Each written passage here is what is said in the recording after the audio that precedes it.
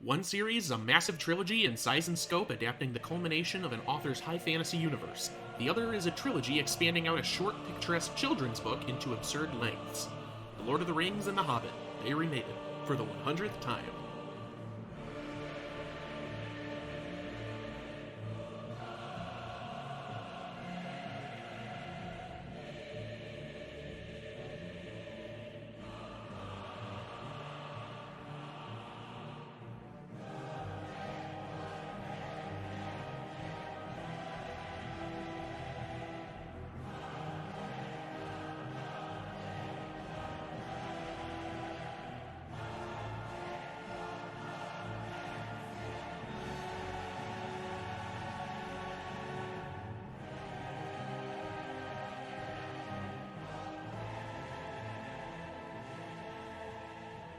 Hi, and welcome to the 100th episode of They Remade It. I'm your host, Stuart.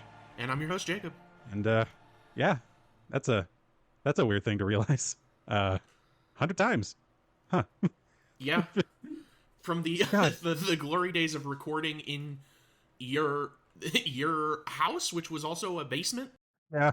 Yeah, having lived, me and our mutual friend Stephanie were renting a house in the town where we went to college, and I resided in the basement, which was slightly built out, but I'm pretty sure I definitely developed some amount of like lung condition from the dampness and whatever was growing down there. So we press on. So yeah, that was we do like I think we just did the first few recordings in there together. Yeah, the first three. By the time we hit, I think it was the True Grit episode, we were already remote because we had graduated by that point. Because I remember recording both True Grit and the Winnie the Pooh episode from a recliner in my house because I didn't have a good setup. Yeah, I was recording from the closet space in that same house because I had now moved upstairs at that point, and I thought recording from the office would help or recording from the closet space in my room there would have helped with the audio in some capacity. It didn't. I eventually learned I could just slump over on my bed and just record from there. So that was fun. All the while in a house that did not have proper air conditioning. My God.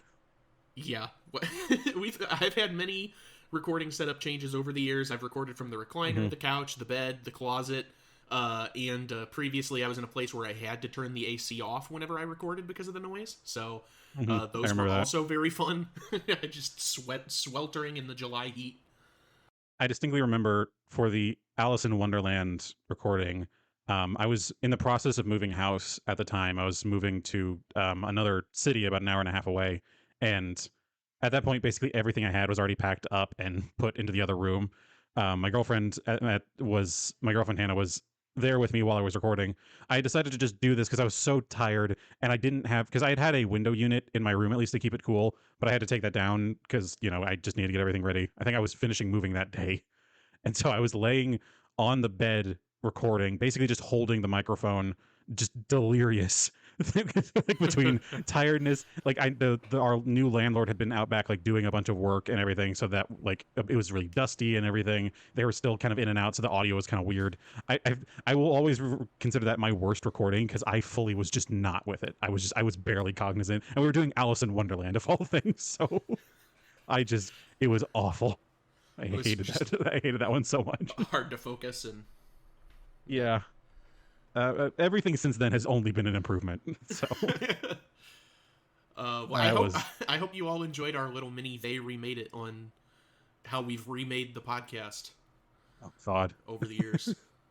Yeah, some things change. Most things stay the same. Yes, that's a sign of a true remake.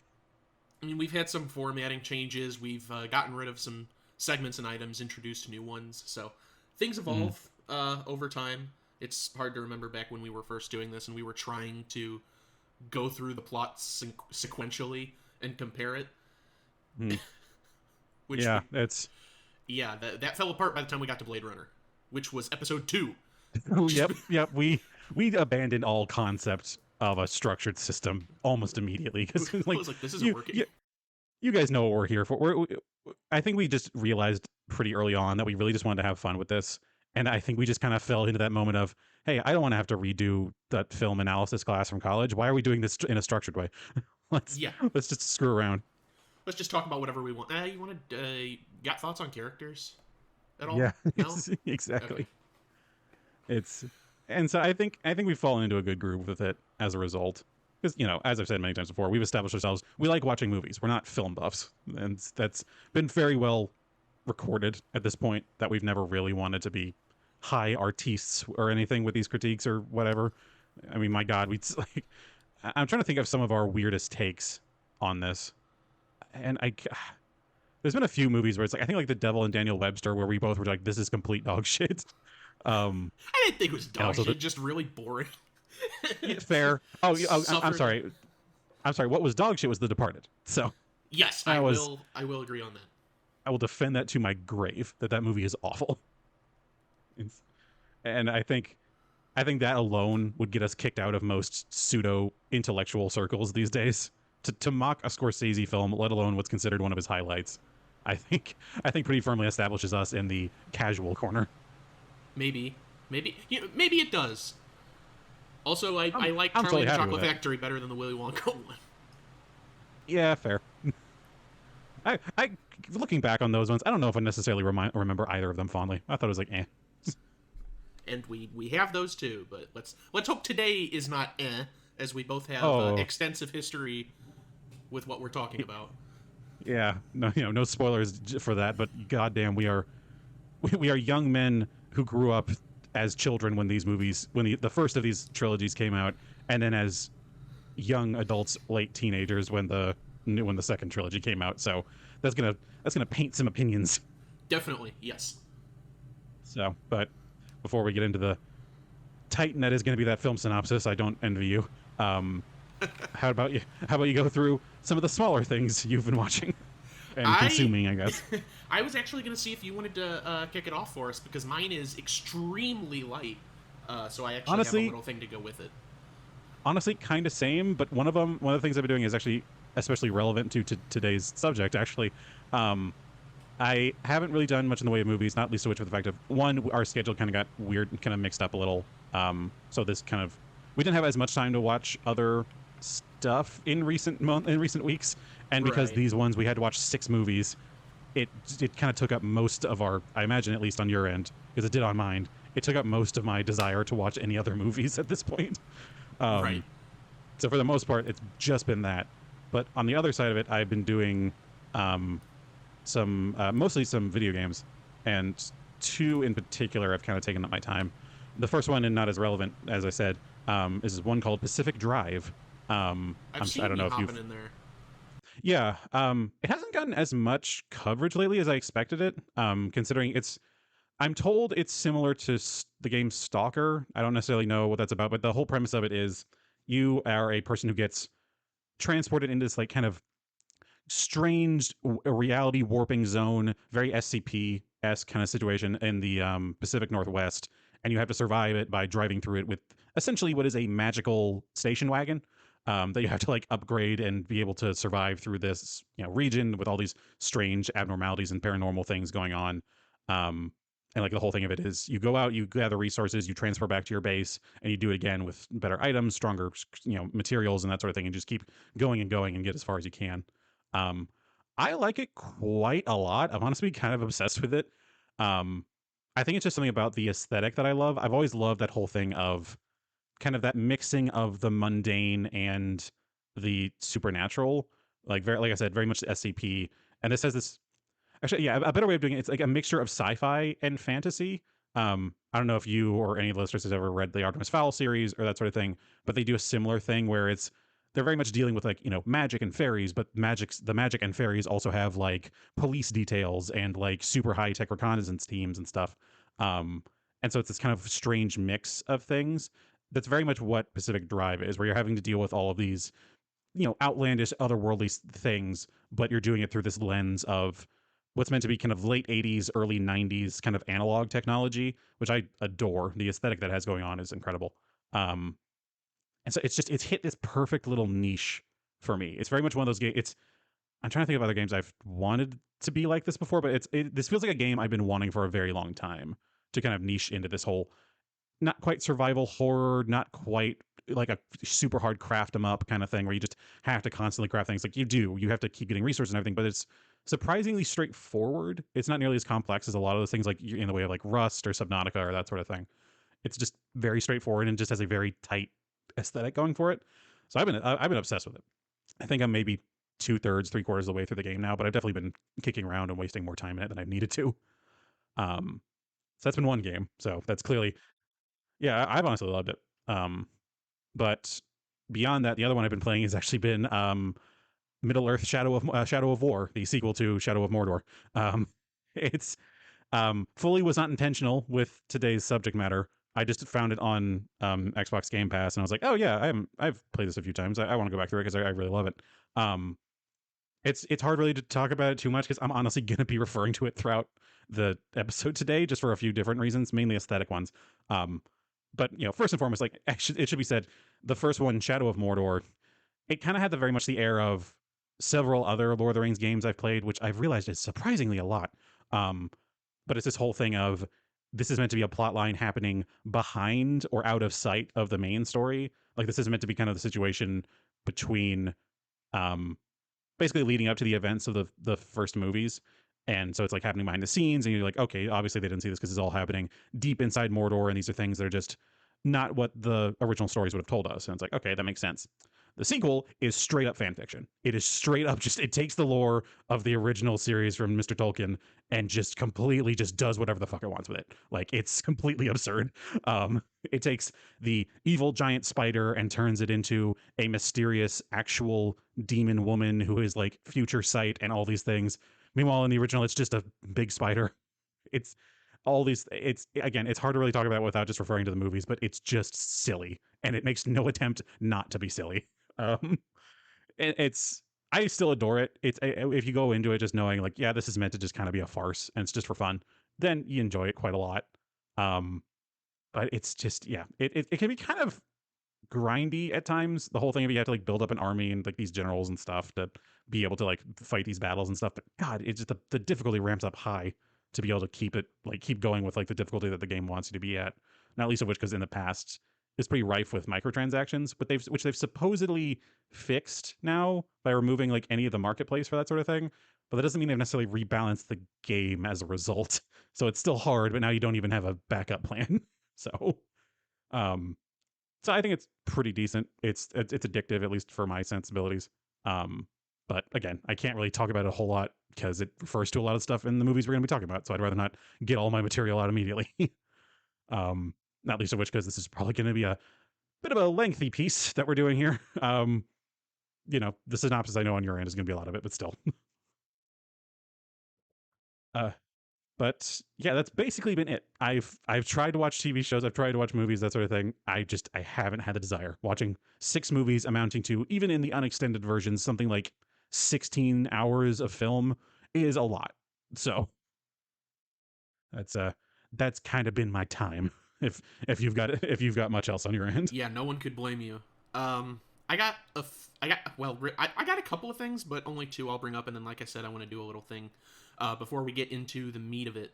But I did catch Dune 2 the other night, Cool. Dune Chapter 2 in the theater, and it was great. I had a lot of fun. Of course, there's so many books in that series that it doesn't have a finite end. There's going to be a chapter 3. They're going to keep going with this Dune train. So who knows when we'll actually feel comfortable enough to do it on the show. But just for that purpose, I don't really have a lot to say on it. Really, Does it even end where the original Dune ends at this point? Like, because I figure at that point, once we get to the point where it ends in the original movie, we could just do that. But if it doesn't, then fuck.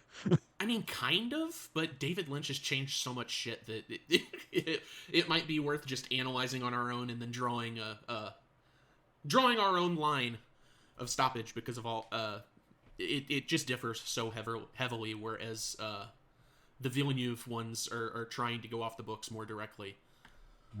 Fair. So There's some weird but hooks. Yeah, so I've heard. But we'll come back to that at a later date, I'm sure. Who knows in what form? But we've been talking about it for a while. Back when we thought that the first movie was just one. How foolish we were Everything is Yeah. multiple parts now. It makes me want to die. Besides that, one movie I did want to talk about from 1980. It's an English picture called The Long Good Friday. I finally got a chance to sit down and watch. Haven't heard that one.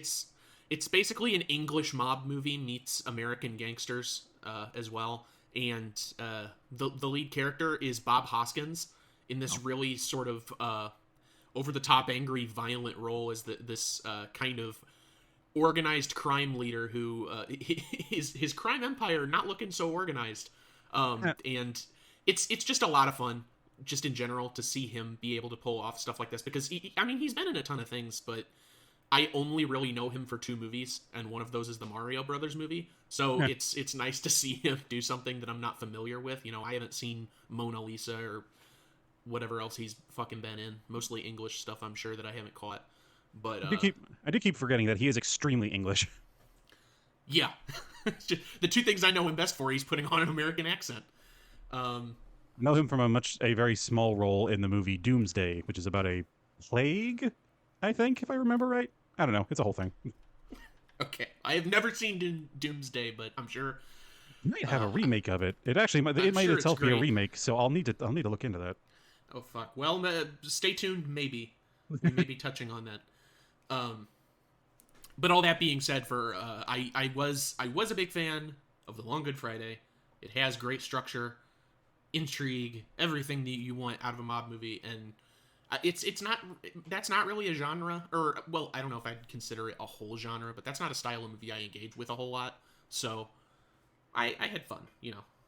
I guess outside of The Sting and the Godfather movies, probably don't engage with it at all. The Departed. But yeah, that's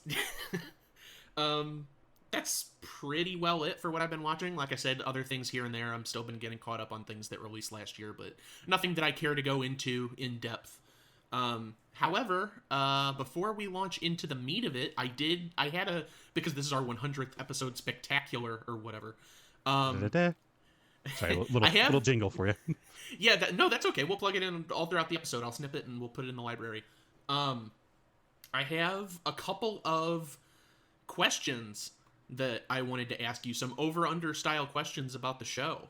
Ooh, alrighty, let's see where this is going. How you thought you might do on this. So it's only 5, it's minor, but I figure I'll just ask you a question about the show, and then I want you to give me an honest, all the answers are numerical. I want you to give me an earnest guess as to what you think the answer is. And then I'll tell you whether that's over or under the actual value. Okay. And Fair then enough. you can guess again. Okay.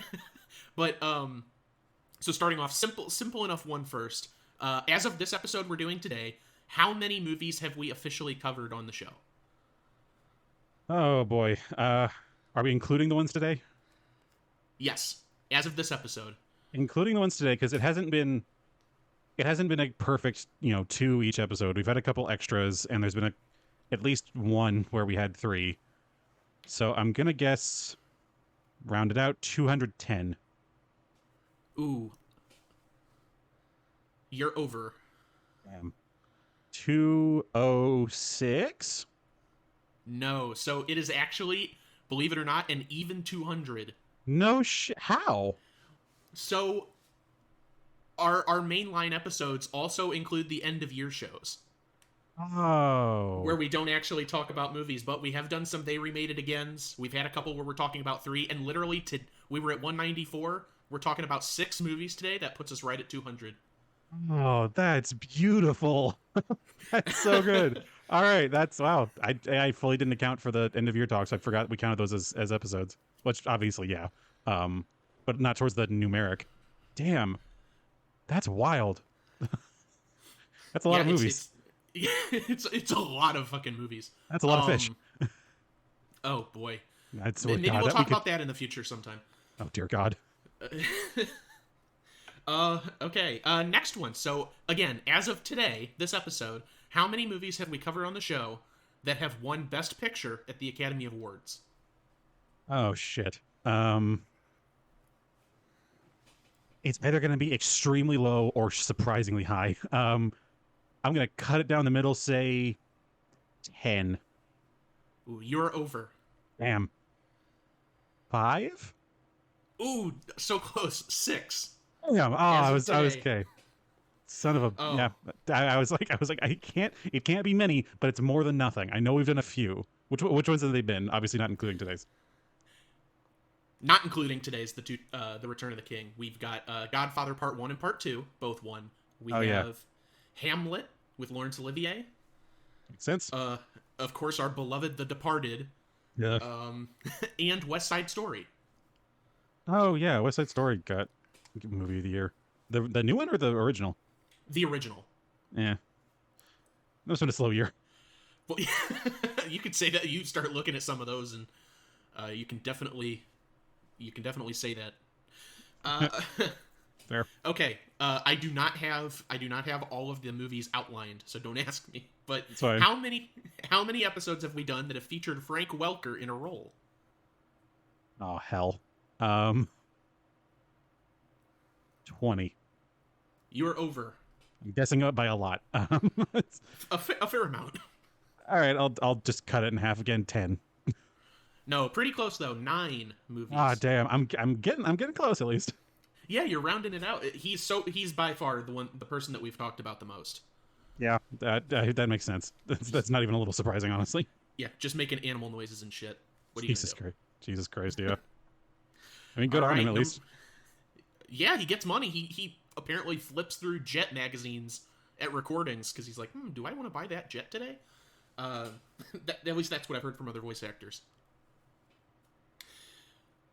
All right, number 4. Are you ready? All right. How many Disney animated features have we covered on the show? Ooh. Well, we've tried to keep it low, and most of so we do like maybe one a year, but I know at least early on we didn't necessarily keep it to just one. Yeah, and we have covered a couple of Disney live action that I'm not accounting for. Yeah. So, is it less than 10, or is it Yes, I okay, will it's say less than that. 10? Okay, because I was assuming that would be the case. I'm gonna say 7. You got it right on. Hell yeah! I was like okay, we only do like one a year. We've been doing this for so many years. And normally whenever we do an anime one, it's remake, it's live action. So yep, that makes sense. Yeah, no, like Winnie the Pooh, Alice in Wonderland, Jungle Book, Aladdin, Beauty and the Beast, The Little Mermaid, and 101 Dalmatians. So, Rad. I'm honestly shocked I got that completely correct. all right, last one. But so, of all the movies we've covered on the show, how many of them have been silent films? Oh, like 4? You got it exactly on 4. Holy shit! Wow, seriously? Yeah, 4. Wow, I'm genuinely shocked at that. Okay, cool. Yeah, I knew it was low. Thief of Baghdad, Seven Chances, Phantom of the Opera, and I can't remember the 4th off the top of my head because I didn't write it down. But I did do the research beforehand. It is 4. Gotcha. Well, hot dang. That's cool. Yeah. If I think of the 4th one, I'll let you know. But I couldn't place it because I remember Thief of Baghdad at least, and Phantom of the Opera. But I forgot Seven Chances. Yeah, that's the Buster Keaton one. Yep. God damn. That's I'm honestly surprised with myself. That's cool. Yeah, you were within 1 on 2 of them, and then you hit the last 2 nail on the head. So, Hell yeah. congrats. And then the number of movies one was like that one I fully was just unexpecting. Yeah, it's perfect though. It's kismet for today. So, But cool. Yeah, now I'm glad I'm able to keep track of this after all these years.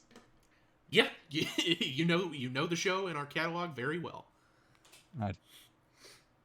Oh my god, that would be the dream. Not not to have a whole sideline, but I just said like catalog, and I had a dream of like a Criterion style movie service, but it's only things that we've covered on the show. And it's got the little booklet, and we each have like a little review in there. Oh, if I had infinite money. Oh my god. The, Yeah, you know what? That'd be hilarious. I'd be down for that. Oh, but that's all I've got for today. All right, rad. Well, shall we begin our excursion into Middle Earth and the just dozens and dozens of moments in these movies? My god. Yeah, Stu and I are going on a trek. I ain't moving an inch from my seat, y'all. I got Frodo and Sam beat. I'm good. It's Lord of the Rings Oh. and The Hobbit.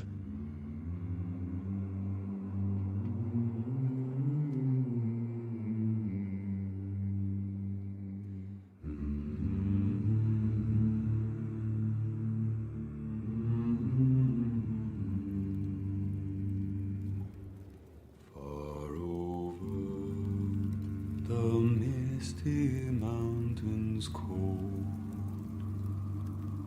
to dungeons deep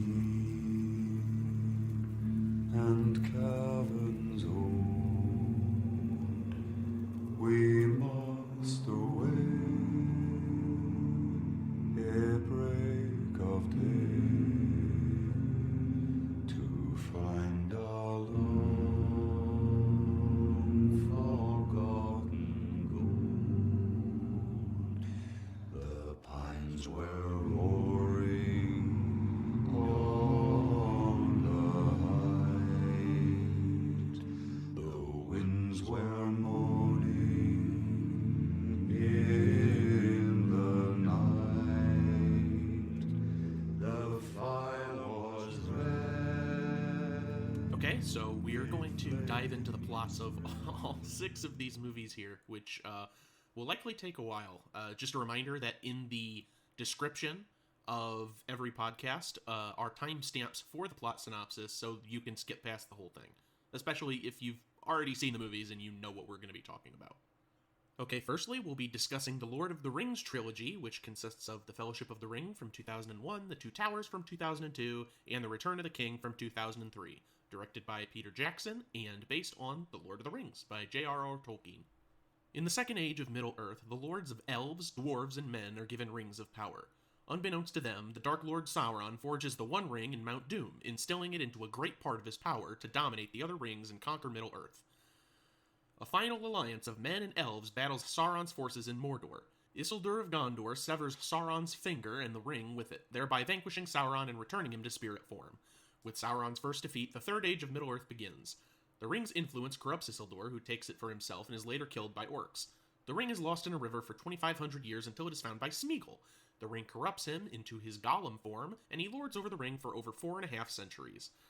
The ring abandons Gollum, and it is subsequently found by a hobbit named Bilbo Baggins, who is unaware of its history.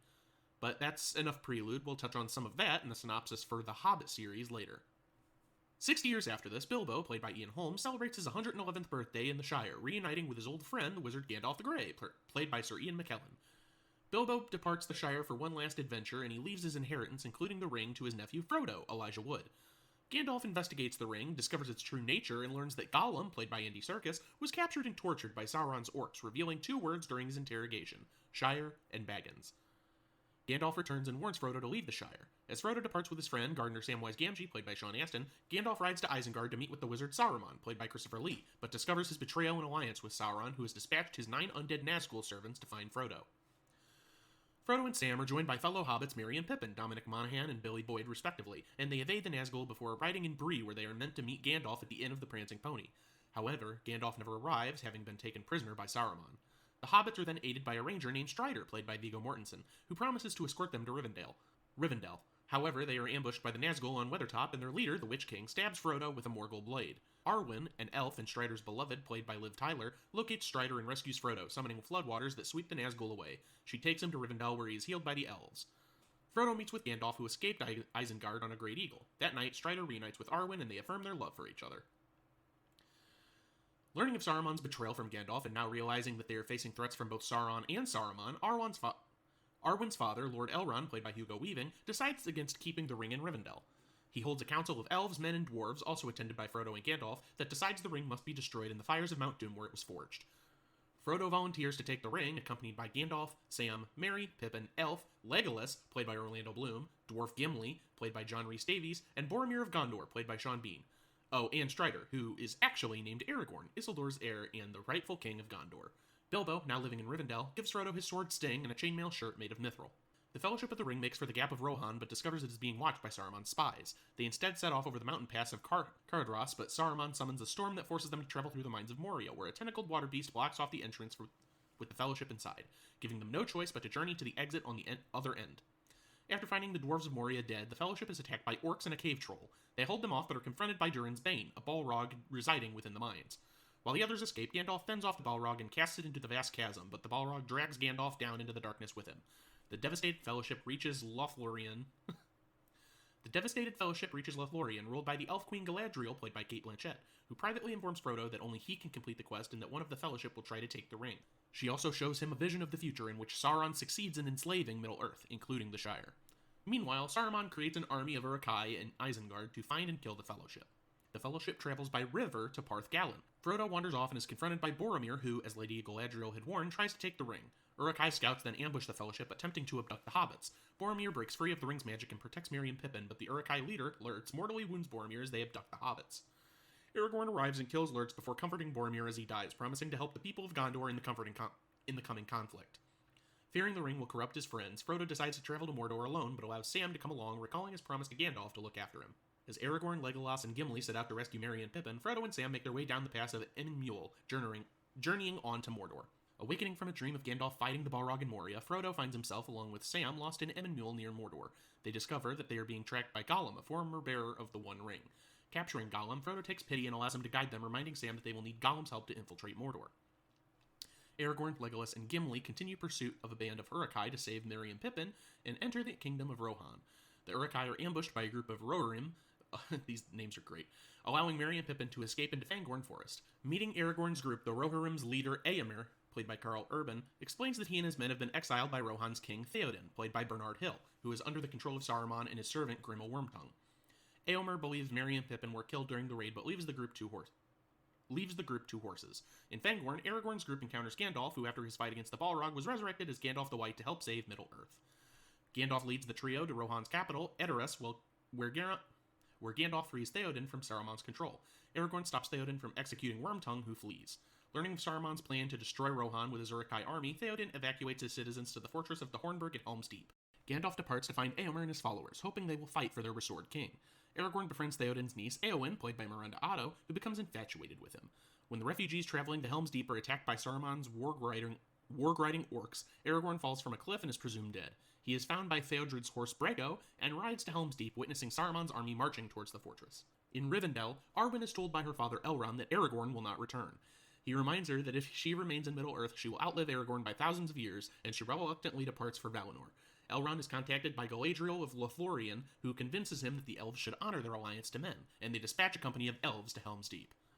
In Fangorn, Merry and Pippin meet Treebeard, an Ent. Convincing Treebeard that they are allies, they are brought to an Ent council, where the Ents decide not to take part in the coming war. Pippin asks Treebeard to take them into the direction of Isengard, where they witness the deforestation caused by Saruman's war effort. Enraged, Treebeard and the Ents storm Isengard, trapping Saruman in his tower. Aragorn arrives at Helm's Deep, warning Theoden of Saruman's army approaching. Theoden prepares for battle despite being vastly outnumbered, and a company of Lothlorien elves arrives to aid the people of Rohan, shortly before Saruman's army attacks the fortress. The Uruk-hai breach the outer wall with explosives, and during the ensuing charge, kill the elves' commander Haldir. The defenders retreat into the keep, where Aragorn convinces Theoden to meet with Uruk-hai in one last charge. At dawn, as the defenders are overwhelmed, Gandalf and Éomer arrives with the Rohirrim, turning the tide of the battle. The surviving Uruk-hai flee into Fangorn Forest and are killed by the trees. Gandalf warns that Sauron will retaliate. Meanwhile, Gollum leads Frodo and Sam through the Dead Marshes to Blackgate, but recommends that they enter Mordor by another route. Frodo and Sam are captured by rangers of Ithilien, led by Faramir, younger brother of the late Boromir, played by David Wenham. Frodo helps Faramir catch Gollum to save him from being killed by the rangers. Learning of the One Ring, Faramir takes his captives to Gondor to bring the ring to his father Denethor, played by John Noble. Passing through the besieged city of Osgiliath, Frodo tries to explain to Faramir the true nature of the ring, and Sam explains that Boromir was driven mad by its power. A Nazgul nearly captures Frodo, who falls under the ring's power, but Sam saves him and reminds a disheartened Frodo that they are fighting for the good still left in Middle-earth. Impressed by Frodo's resolve, Faramir releases them. Feeling betrayed, Gollum decides he will reclaim the ring by leading Frodo to her upon arriving at Cirith Ungol. During the War of the Ring, Gandalf leads Aragorn, Legolas, Gimli, and King Theoden of Rohan to Isengard, where they reunite with Merry and Pippin. Gandalf retrieves Saruman's Palantir, and the group returns to Edoras to celebrate their victory at Helm's Deep. Pippin looks into the Palantir, seeing Sauron in a burning tree. Gandalf deduces that the enemy plans to attack Gondor's capital Minas Tirith, and so he rides there to warn Gondor's corrupt steward Denethor. Pippin, who accompanies him, swears fealty to Denethor, whose now dead heir Boromir had saved his life. On Gandalf's instruction, Pippin triggers the light of the beacons, which call for help from Rohan. Frodo, who carries the ring, and Sam continue their journey towards Mordor, unaware that Gollum, now their guide, plans to betray them and take the ring for himself. The trio witnesses the Witch King of Angmar, Lord of the Nine Nazgul, setting off towards Gondor with his army of orcs. Gollum conspires to frame Sam for eating food supplies and desiring the ring, influenced by the growing power of the ring. Frodo is taken in by the deception and orders Sam to go home. Gollum then tricks Frodo into venturing into the lair of the giant spider Shelob. Frodo narrowly escapes and confronts Gollum, who falls down a chasm after a scuffle. Shelob discovers, paralyzes, and binds Frodo, but is wounded and driven away by a returning Sam, who, mourning Frodo's apparent death, takes the ring. Sam realizes his mistake when a group of orcs takes Frodo captive, but manages to rescue Frodo as the orcs fight amongst themselves. Now inside Mordor, the hobbits continue towards Mount Doom, their destination. As King Theoden gathers his army, Elrond tells Aragorn that Arwen is dying, having refused to leave Middle-earth. Elrond gives Aragorn Anduril, reforged from the shards of King Elendil's sword Narsil, and urges him to commit to claiming Gondor's throne, to which he is the heir. Joined by Legolas and Gimli, Aragorn travels the paths of the dead and pledges to release the ghosts there from their curse should they come to Gondor's aid. Meanwhile, Faramir, who was earlier overwhelmed and driven back to Minas Tirith by the Witch King, is gravely wounded in a suicide charge. Believing his son to be dead, Denethor falls into madness. Gandalf marshals the defenders, but a huge orc army breaks into the city. Denethor attempts to burn himself and Faramir on a pyre, but Pippin alerts Gandalf and they rescue Faramir. Denethor, set ablaze, and in agony, jumps to his death. Theoden arrives and leads his army against the orcs. Despite initial success against orcs in the ensuing battle, they are decimated by the Oliphant-riding Haradrim, and the Witch King mortally wounds Theoden. However, his niece Éowyn slays the Witch King with Merry's help. Theoden dies in his niece's arms. Aragorn then arrives with his army of the dead, who overcome Sauron's forces. Their oath is fulfilled, and the dead are released from their curse. Aragorn decides to march on Mordor to distract Sauron from Frodo, now extremely weak, and Sam. All of Sauron's remaining forces march to meet Aragorn's diversion, allowing the hobbits to reach Mount Doom. Gollum, who survived his earlier fall, attacks them, but Frodo still manages to enter the mountain. There, he succumbs to the ring's power, putting it on his finger, but Gollum manages to bite off his finger and reclaim it, leading to scuffle between them as they stumble off the ledge. Frodo manages to cling on and is pulled up by Sam as Gollum falls to his death in the lava and takes the ring with him, vanquishing Sauron once and for all. Aragorn's army emerges victorious as its enemies and the lands of Mordor collapse into the earth and Mount Doom erupts, with Frodo and Sam narrowly escaping. Gandalf rescues the hobbits with the help of eagles, and the surviving fellowship is happily reunited in Minas Tirith. Aragorn is crowned King of Gondor and marries Arwen. The hobbits return home to the Shire, where Sam marries Rosie Cotton.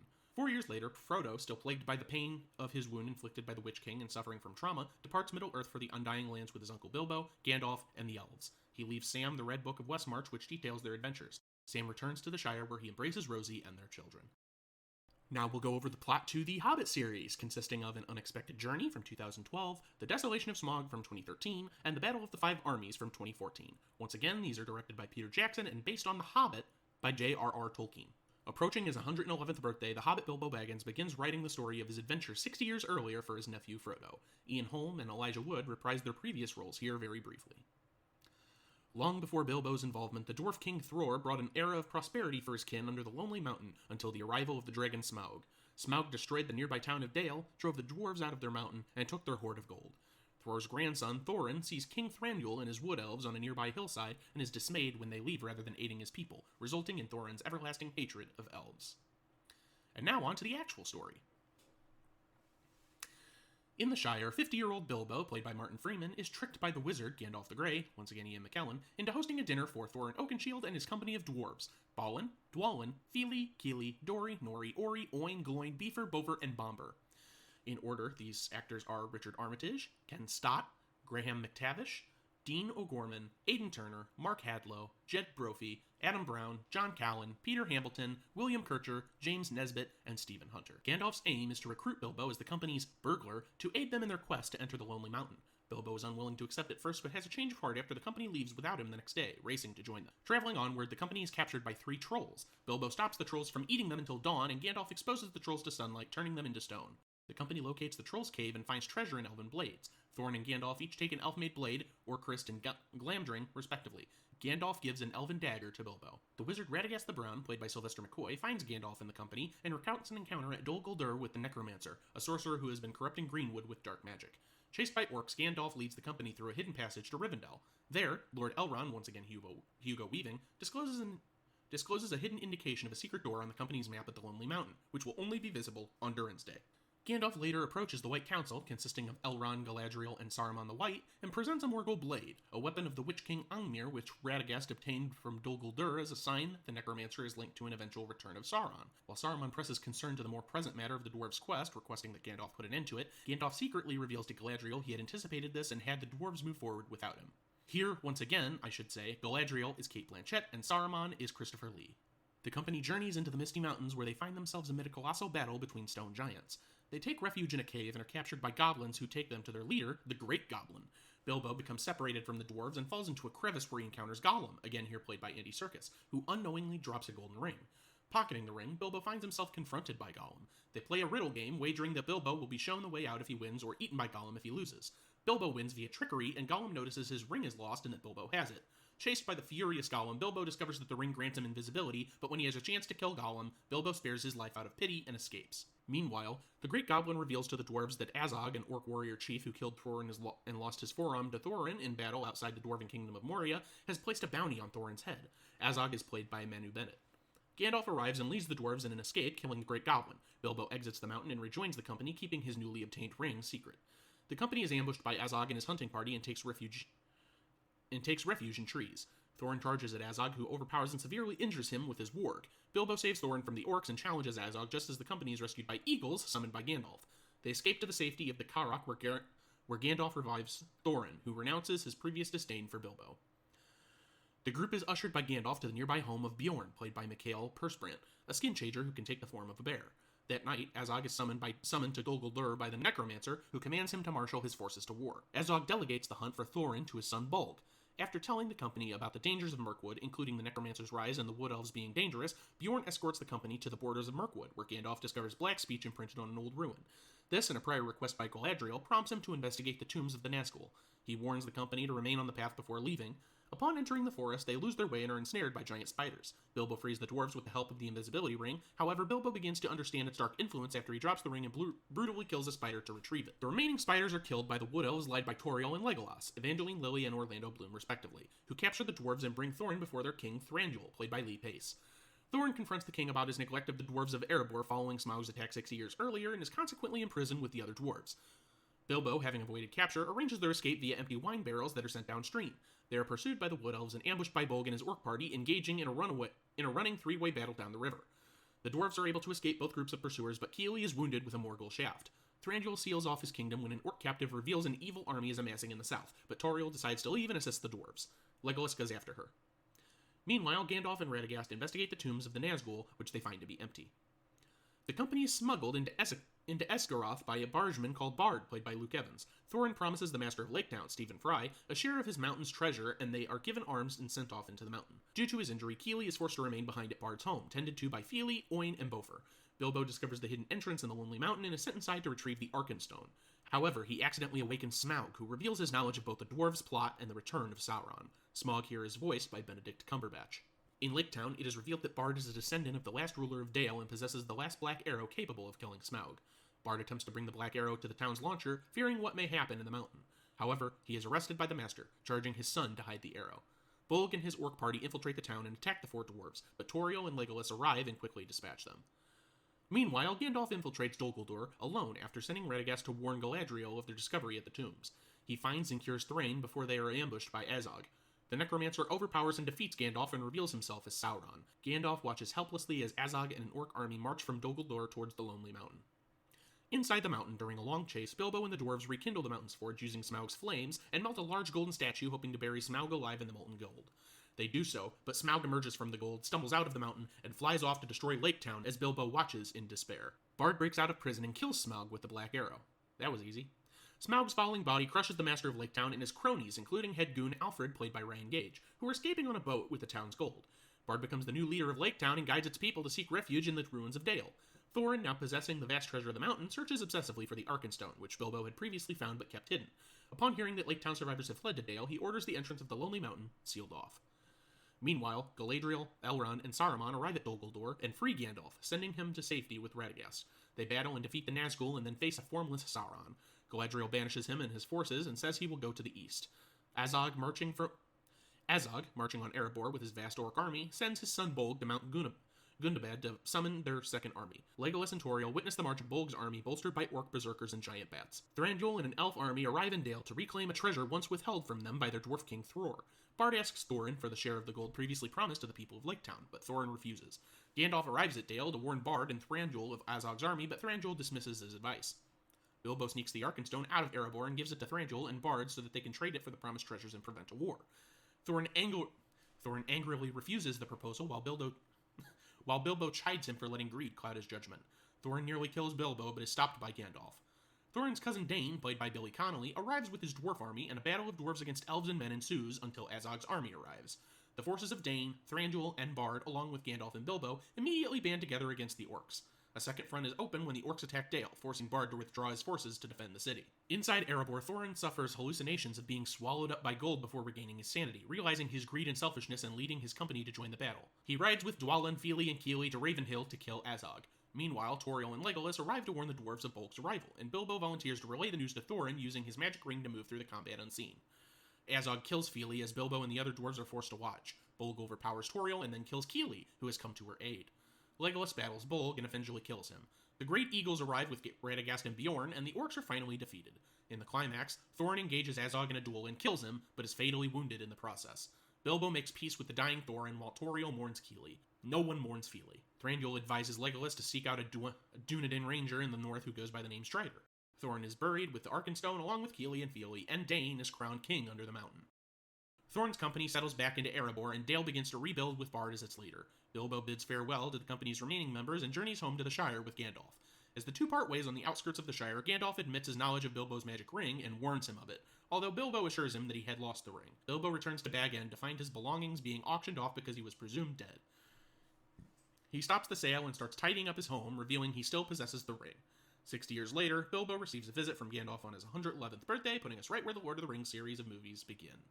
And that is that is all the movies that we'll be talking about today, but the unextended versions, I should say, as well. Yes. We didn't want to kill ourselves on this one. I actually did watch the extended, but we'll oh my god, you did? I did. But yeah, like I said, we'll get into that, and we'll hop from one cast of characters into another with our full circle.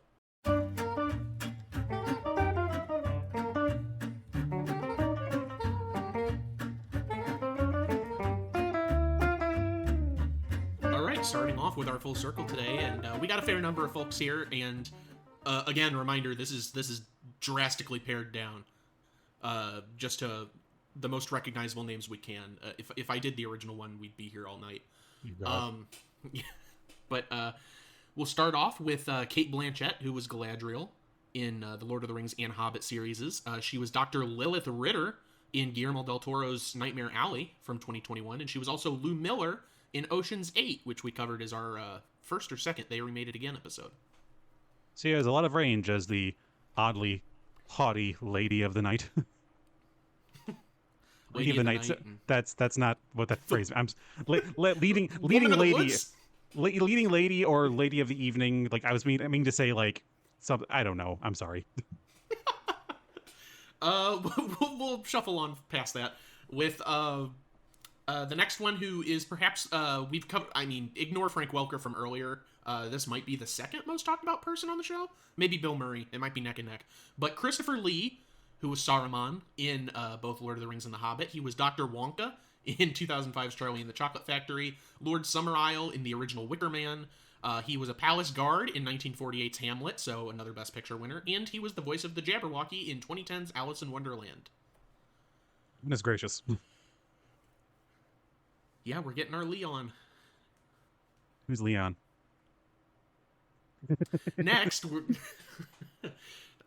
Next, Stephen Fry, who was the master of Lake Town in the Hobbit movies. I guess never had an official name, just an official title. He was also the voice of the Cheshire Cat in 2010's Alice in Wonderland, to keep with a running theme here. People were in that remake. A lot of English people specifically. Yes, well, thankfully we're done talking about it for now. That's it for Alice in Wonderland. Moving on, we have Hugo Weaving, who was Lord Elrond in Lord of the Rings and The Hobbit. Inspector Francis Aberline from 2010's The Wolfman, which we covered last year. And he was Red Skull in Captain America the First Avenger, our first foray into the Marvel Universe. I still fully forget that we actually were able to do that, and I know I picked that movie. Yeah, that was your circus and your monkeys. Yeah, my goodness gracious. Richard Armitage was Thorin Oakenshield in the Hobbit movies, Claude Becker in Ocean's 8, 2018, to bring that back, and Heinz Kruger in Captain America the First Avenger. So we're getting a real bag of snakes here. Multiple people starring in multiple things together. That we've talked about. Yeah, no kidding. Trading in one Disney movie for another, we have Sir Ian McKellen, who was Gandalf in both movie series that we're talking about today. He was also Cogsworth in 2017's Beauty and the Beast. Oh, shit, yeah. It's been a minute. Brad Dourif was Grima in the Lord of the Rings series, was also Sheriff Lee Brackett in 2007's Halloween from Rob Zombie. Oh, yeah. What the hell? What the hell indeed. But don't forget about Carl Urban, who was Éomer in the Lord of the Rings series and Judge Dredd in the Dredd remake. You don't seem to remember that one so fondly. No, I don't think I liked it in the moment either. Oh, Not that I fair. like the original that much. Nah. I still prefer the remake for sure, though. I don't remember what my opinions were. I think you just hated both of them. Probably. But speaking of Dredd, Ryan Gage was Alfred in the Hobbit series. He was also a young thief in 1995's Judge Dredd. Oh. That's a cut I wasn't expecting. Yeah. He was either a kid or a teen at the time, I'm sure. I lost my place. Okay, two more. Benedict Cumberbatch was the voice of Smaug in the Hobbit series and was also the voice of the Grinch in 2018's The Grinch. He needs to pay reparations for that. Yeah. Still unfortunate memories. Ugh. Not necessarily bad, just like stupid. just dumb and you know what, bad. Yeah, let's go with bad. I'll say it. And finally, Luke Evans, who was Bard in the Hobbit series, Apollo in 2010's Clash of the Titans, and Gaston in the Beauty and the Beast remake. And that is it for Full Circle today. My goodness gracious. Yeah, I don't even know what to say at a certain point. There's a lot of movie to go on here.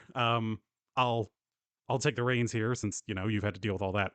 I guess I kind of say, first and foremost, I am a young man in my late 20s, which I still consider to be a young man, but whatever. But I was an extremely young man and child when these movies first came out, both The Lord of the Rings and The Hobbit. So I'm going to be biased in all of my opinions. I have watched all of these movies at least more than once. I'm pretty sure I've seen The Two Towers maybe 10 times alone. At the very least, I've seen the second half at least 20. Because my brother and I adore these movies, especially The Two Towers, just because of the Battle of Helm's Deep. So I'm going to have a lot of my opinions are based on having held on to those opinions for a very long part of my life. At the same time, I was not expecting in this most recent watch through to have so many of my opinions not necessarily change, but at least shift a little. Like after having had the benefit of it's been a very long time since I've last seen all these movies. But wow, a lot of these things didn't age super well. Not necessarily like in oh, that's an awkward like some sort of cancellation level thing, but I kind of remember the effects in the original trilogy being a bit better than I saw them in this one. So that was probably the most immediate thing. Yeah, and I don't know. I mean, the problem with this being so many movies is that I'm trying to even find the beginning of my opinion to start with here, and it's very strange to have to go back and realize, oh yeah, no, I just got to get through all the nostalgia first. I think just beyond just the simple things of, oh, these things didn't age well, that sort of thing, I think it just needs to be said first and foremost, these are two very different film trilogies, like very different tones at the very least, at their core. And I think everyone kind of knew that going in, but still, the fact that they did this at all, how they did it, because obviously, as you all know, that The Hobbit was obviously made after the Lord of the Rings movies and is itself a prequel, but not really a prequel. It's just stuff that happened beforehand. At least in the original books it was. But my goodness gracious, did they just want to be Lord of the Rings again in a lot of these moments in The Hobbit? Yeah, well, the problem is that in plot and general scope, it's not a prequel. I mean, again, it is because it takes place before the Lord of the Rings trilogy does, but it's not necessarily point A to point B. But they loop in so many things, which I kind of was touching on a bit in the opening stinger that I made. But there's just so many things added to try and force the connection, almost as if we're stupid.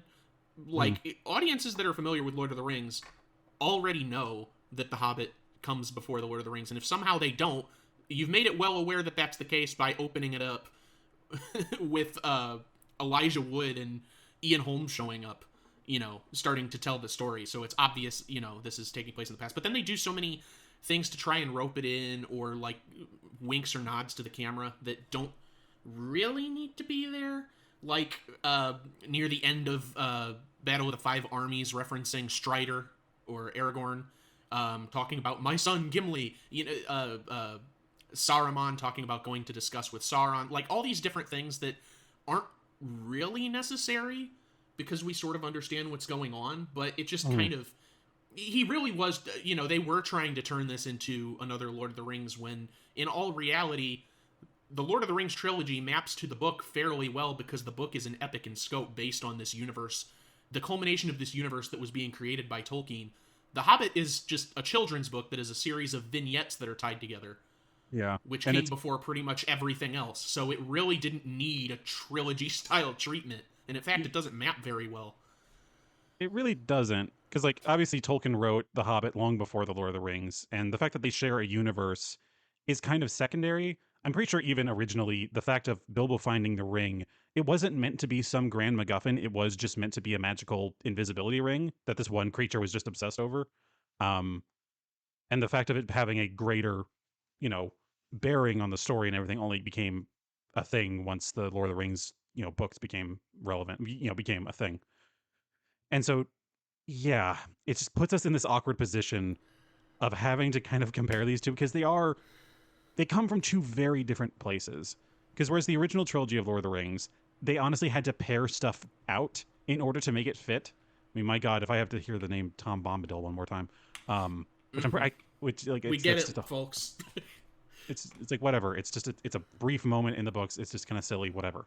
But they had to pare stuff out of that original book trilogy to fit it into these movies in a way that was still well structured and still, conducive to, a blockbuster film. Because like at the end of the day, they needed to make this a big action-packed piece that even Tolkien's like children have decried as being this is just some big time Hollywood bullshit, turning my father's work into this sort of thing.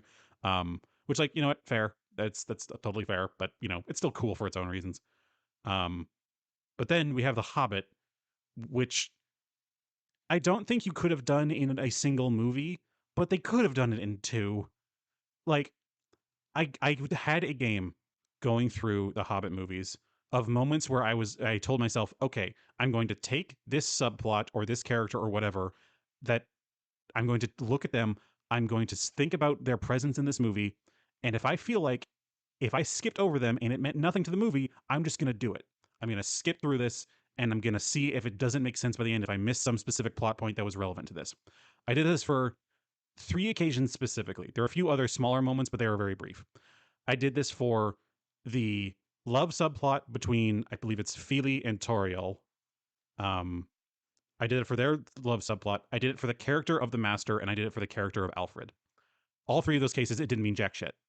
Like, it did not change anything. Like, the one it changed the most might have been Fili and Toriel's subplot, simply because there's the moment where Fili is poisoned and I'm sorry, no, it's Keely, I believe is that one. Yeah. Yes? No? I'm not sure. I don't. I'm sorry. It's Keely. It's Keely, not Fili. Fili's the older one, the blonde one. You can't expect me to keep Fili, Keely, Dory, Nori, Ori, B for both. You can't expect me to like keep them all fair in an earnest way. I'll say it is Fili though. So I'll just either way it works. You know what I mean. The dark haired dwarf and the elven lady, who I'm pretty sure was just invented for the movie. She was. Yeah. The only point where that becomes a bit of an issue is like the point where Fili has been poisoned by the Morgul arrow, and she has to come along and save him simply because he had to stay back behind in Lake Town, for that moment, and so his relevance in that scene has changed. But even then, it's still pretty secondary. Meanwhile, for the Master and especially for the fucking character Alfred, it meant absolutely nothing. Like, they build up the Master of Lake Town as this kind of thing, but he comes in, he's a bit of a fop, and he does nothing to further the story. Like, the most that they could maybe argue is that he took all the treasure of the town with him, and it means that's why the city is broke. But they could have easily said that for the fact that, hey, our entire town just got destroyed. All of our treasure is now gone. And then Alfred as a character is even worse, because there is even when I first watched this when I was younger, when I first watched both the Desolation of Smaug, and the Battle of the Five Armies, I was thinking, okay, they keep making this character do the truly most unironic, complete dickish things on every single occasion, and literally every occasion he can screw something up, he screws something up, to the point where he's just completely irrelevant to the day-to-day, moment-to-moment basis. At some point, there's going to be something where he turns it around and he has this like grand like change of heart at the very end, and it becomes like this pseudo Deus Ex Machina moment. He doesn't do that. He fully, from the first moment he's on screen to the last moment he's on screen, where he is stuffing his fake bra full of gold coins, which is a thing that happens and happens on screen, he just takes his money and he literally takes the money and runs. And I don't know, I haven't watched the extended version. If he does more than that in the extended version, you'll have to tell me. But otherwise, in the standard theatrical release, he just fucks off and is never once relevant to the story. Not once. Yeah, no. So that's the difference between these trilogies. One of them had to pare it down. The other one just had to keep doing fluff to make 3 movies. It's weird because even though he doesn't really do anything, I'm almost willing to give Stephen Fry's Master of Lake Town character a pass, just because he kind of he stands in the way as a low-level threat to Luke Evans' character, if you even want to call it a threat. He's more just a nuisance. But yeah. It's such a standard sort of stock thing to sort of explain why the city is in the state that it's in, even before the desolation happens.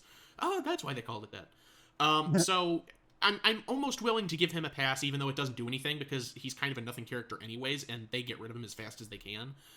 Alfred's is a waste of time, because he is, throughout the entirety of the third movie, fucking up and running around stealing gold, and it's a constant joke that someone tells him to do something and then he hands it off to somebody else because he thinks he's better than them. It doesn't culminate in anything. I think that the introduced love stuff and the poison, like all that, I think that's worse, just because they waste so much time on it to try and impress some feeling of drama and stakes, while there's about to be a war, and Richard Armitage is going mad with gold hunger, and there was a dragon. Like, it's wholly unnecessary, and they waste more time on that than I think any of the other fluff that's present. Yeah, I'm also kind of coming to this realization that they kind of do the same thing in the original trilogy between Aragorn and Arwen. Because did that actually mean anything? Like, I know it's very sweet of them, and I think there's a certain amount of like, yeah, this is a very touching moment, and I think that's kind of it ties in at least with the like emotional theming of these movies, where it's meant to be this very poignant, tragic relationship between these two, and just the emotional baggage that kind of comes along with that. But again, on a like just basic film basis, it really doesn't actually change anything, especially when it gets revealed like that Arwen is for some reason dying because of the evil in the world, which they don't explain well at all. And then it just kind of like, he mainly just, I don't know why that was a thing. I don't know why that was considered part of it, because that was the moment when Elrond brought Aragorn his sword, like the sword of the king and that sort of thing. And that was just also part of the conversation, like, oh, by the way, Arwen's dying because the world is evil or something. Even when I was a kid, I was like, what's happening? At least it doesn't waste as much time, it feels like, with the Tauriel situation in The Hobbit. But my goodness, does it just kind of like become nothing by the end. Yeah. And I guess if I'm going to play devil's advocate for it in the Lord of the Rings trilogy, it pretty much amounts to the same level of nothingness in the overall story. But I guess at least I kind of care about those two characters. One of the big problems for me with The Hobbit, and I understand that this is direct from the book too, but this main cast of dwarves, half of them are necessary. The other half, they don't do anything, and they can... Oin and Gloin can fuck right off. I don't know what their personalities are, aside from just being obnoxious and hungry, Like, I don't know what they accomplish or what their goals are aside from assisting Thorin and taking back the mountain.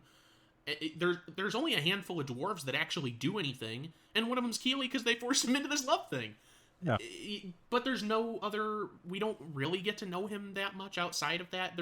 So I don't feel anything for that romance because I don't know anything about this character, and I don't know if that was an internal struggle where they're like, we don't know what to do with all these dwarves that have similar names. It's funny in a kid's book, but how do we get the same level of care that you would have for like a Legolas or a Gimli with the Fellowship when you just have like 13 dwarves running around?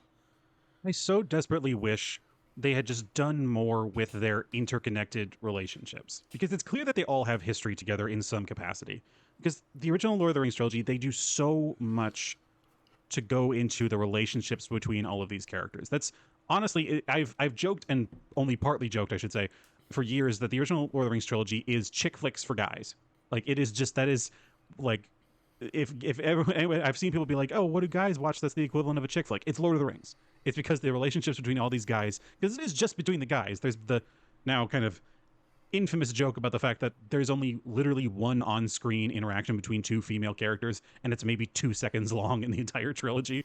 And honestly, I think that keeps up. The only reason it doesn't keep up in the Hobbit trilogy is because Bard's 2 daughters talk to each other a little, and that's it. But it's the relationships in the original are so now iconic, to the point of, people have always, talked about the relationship between Frodo and Sam being the biggest one, and the whole thing of like, oh, is this a romantic thing? Is it a platonic thing? Is this meant to be gay? And all these different kinds of things, which I think kind of is against the point, where the whole point is, hey, these guys are going through the most fucked up situation imaginable, and the only way they're going to survive is being completely dedicated to each other. I think that relationship kind of defines definition at a certain point. I think we can kind of just move past the, oh, they're totally gay argument. Like come on, like we can. Let's talk about the let's talk about the true gay relationship, and that is between Legolas and Gimli. Like, they are the two. Yes. they are husbands throughout this entire thing. They get divorced and remarried throughout this entire piece. Like, I'm sorry. I do want to say that's something that really bothers me, that Sam Frodo thing, and I understand that it's not completely without merit too, because Sean Astin has said as much with interviews and whatever. Like, I get it. And I don't have a problem with gay relationships or whatever. That's not the point. It's obviously, like, we're friendly here. Don't worry. Yeah, in American movies and cinema, you can't have male bonds or males loving each other without it being gay. There's no such thing as like the friendship bond, and that's just the way the culture. I think I touched on this last year. I saw the anime movie Goodbye Don Glees in theaters, and it was like it's so interesting to see the Japanese male schoolboy relationships, because it's they're all friends, and it's all about you love one another, and you do whatever you can for people that you truly care about. And I don't feel like you can do that here without it having to be gay. And I don't have a reason with that, but why is that the default when two men really care about each other in this context? I don't know, it bothers me. And I definitely and yeah, I fully agree with that. And again, I think the true gay, again, I only joke with the Legolas and Gimli thing, so that's just kind of its own side thing. I just think it's funny. But I think they really missed an opportunity to bring something like that back with the dwarves in the Hobbit trilogy, because I'm willing to bet, even if they did do something as touching as the relationship between Frodo and Sam, which there's no way let's just put it to bed immediately. The relationship between Frodo and Sam in the original trilogy is at this point kind of legendary, and is an incredible piece between both Elijah Wood and Sean Astin. And I'm not even going to begin to decry the performance between the two of them. Like, I have no notes on that end. At least personally, I'm sure you might have a differing opinion, but not really. Fair. No, fair. But if they even tried to do that with the dwarves in this, which they do a little bit at times, they kind of bring up the history that these dwarves have had together, mainly of Dwalin, I believe it's Dwalin, the eldest dwarf, talking about Thorin Oakenshield, and the fact of like them recognizing him as king, like fighting for Moria and all these things. You see a little bit of it start to kind of plant there of, okay, they've been through hell together. There are people without a home, and they've had to fight and die and watch their families die around them for, the failures of their forefathers. And like, that's a heavy thing to deal with. That's a hell of a thing to build like a relationship between. And with the fact that dwarves, especially as they've been established in this universe, are so hyper masculine, I'm willing to bet that if they tried to take the route of making the relationships more deep and impactful, there wouldn't even be near as much accusations of, oh, they're totally gay. No, I'm sure they probably would have been like, oh, they're just their deep brotherly bonds or whatever because they're dwarves. They would never be gay. Which, like, having met gay people, I'm telling you, some dwarves would absolutely be gay for each other. But that's besides the point. But it's the fact that they just do nothing with them. They are, like you said, there's maybe 6 of them that are useful. There's maybe 4 of them that are memorable. There's Thorin, there's the eldest dwarf, there's his brother, the bald one, and then Feely, simply for the fact of he's part of the love like the love interest thing.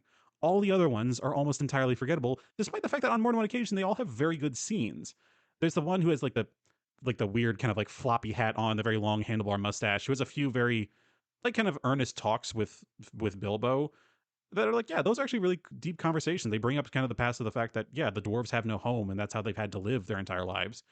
And that's a very deep, impactful thing. I wish I could remember this character's fucking name. That's one of the biggest problems with this, and I think it was earlier because you were saying that you thought the eldest one was Dwalin, and it's like, no, the eldest one is Balin, his brother is Dwalin. That's the problem with this. Yeah, they're almost indistinguishable. The names don't matter at a point. Yeah. And it's so annoying. And I will say, the one and only character I truly remember, because this is a whole, like, this is a miniature side tangent. I promise I'll get back to Lord of the Rings, because there's some things I need to say about it as well. But there's one other of the dwarves that I do remember fully, and that is Bomber, who is fully meant to just be a complete comedic relief character simply for the fact that he is fat. And, like, that's built up in multiple occasions. Like, at the dinner in Bilbo's house, he's just, like, eating all the leftovers and all these things.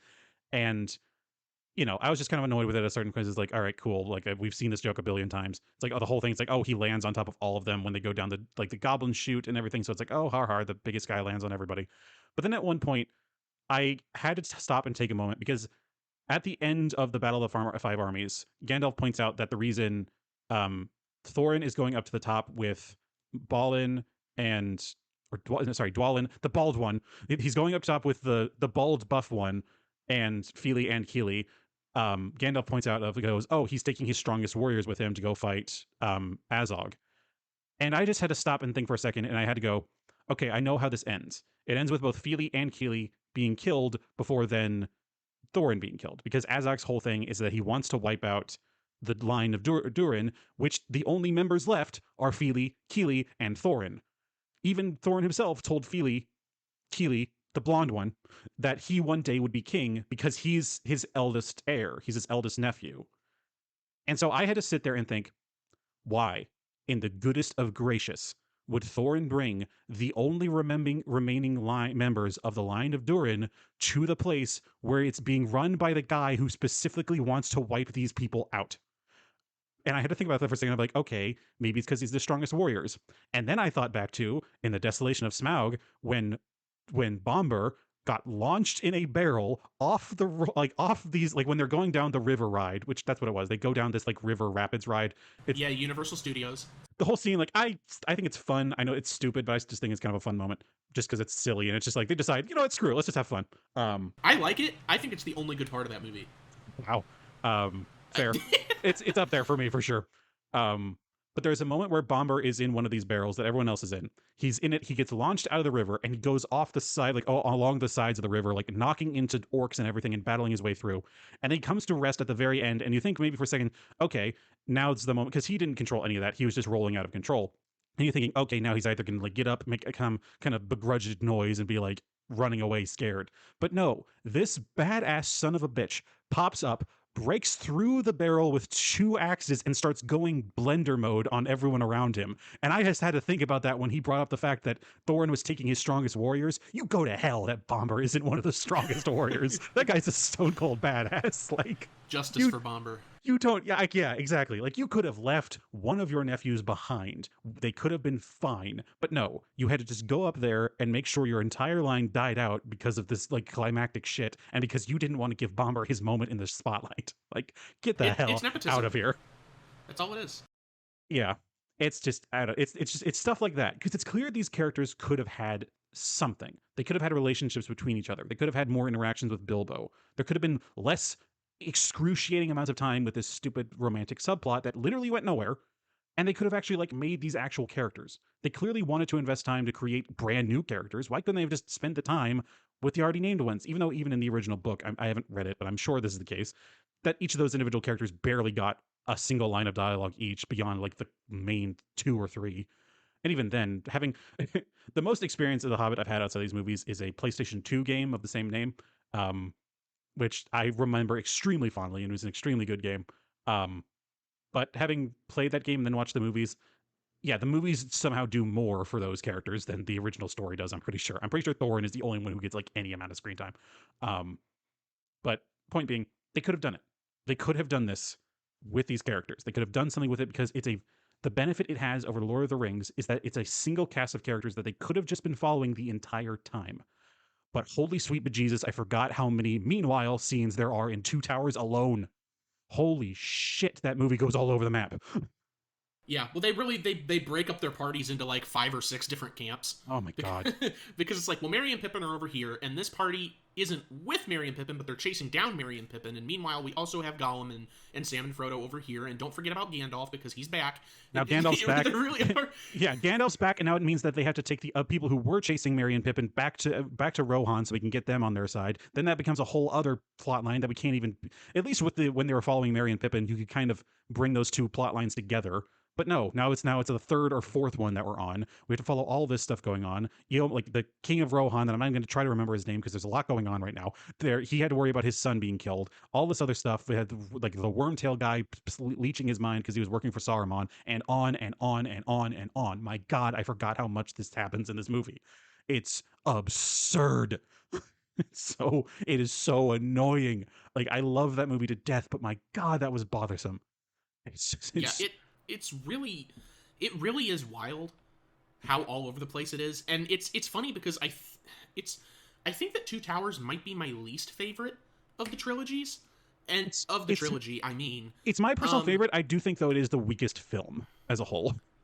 Yeah, no, exactly, and I think part of that is due to how all over the place it can be structurally and just where the characters physically are. It can be hard to keep track of, especially when you are watching the extended editions for the first time like I was. I've seen the regular movies a few times, but I never feel like I have time to watch an extended cut. But I did, so I watched like all 12 hours and 30 minutes of the trilogy or whatever the hell it is. It just makes it more confusing. Yeah. But it's funny because, like you were saying earlier, regarding you and your brother's bond and love of the Battle of Helm's Deep, and it's still epic in terms of scope, but I think that all like the combat and the fighting and the running are like my least favorite parts of these movies watching it now. And I actually really got into like all the political stuff that was going on, and I was like, wow, this is really grasping me in a way that this never has. John Noble as Denethor, by the way, MVP for this rewatch. I was like, God, he is doing his damnedest here. Yeah, honestly, yeah. Denethor really was like a character that you kind of sleep on until you get older and you realize the situation. And that does kind of that really does kind of sum up the process of aging, doesn't it? I really loved all these battles and things, and I do still love the battles, but yeah, I'm fully with you. All the more political machination level things of like trying to work with things and like having to work with the fact that, you know, Saruman and Sauron are working with two different armies to try and split both of these kingdoms apart.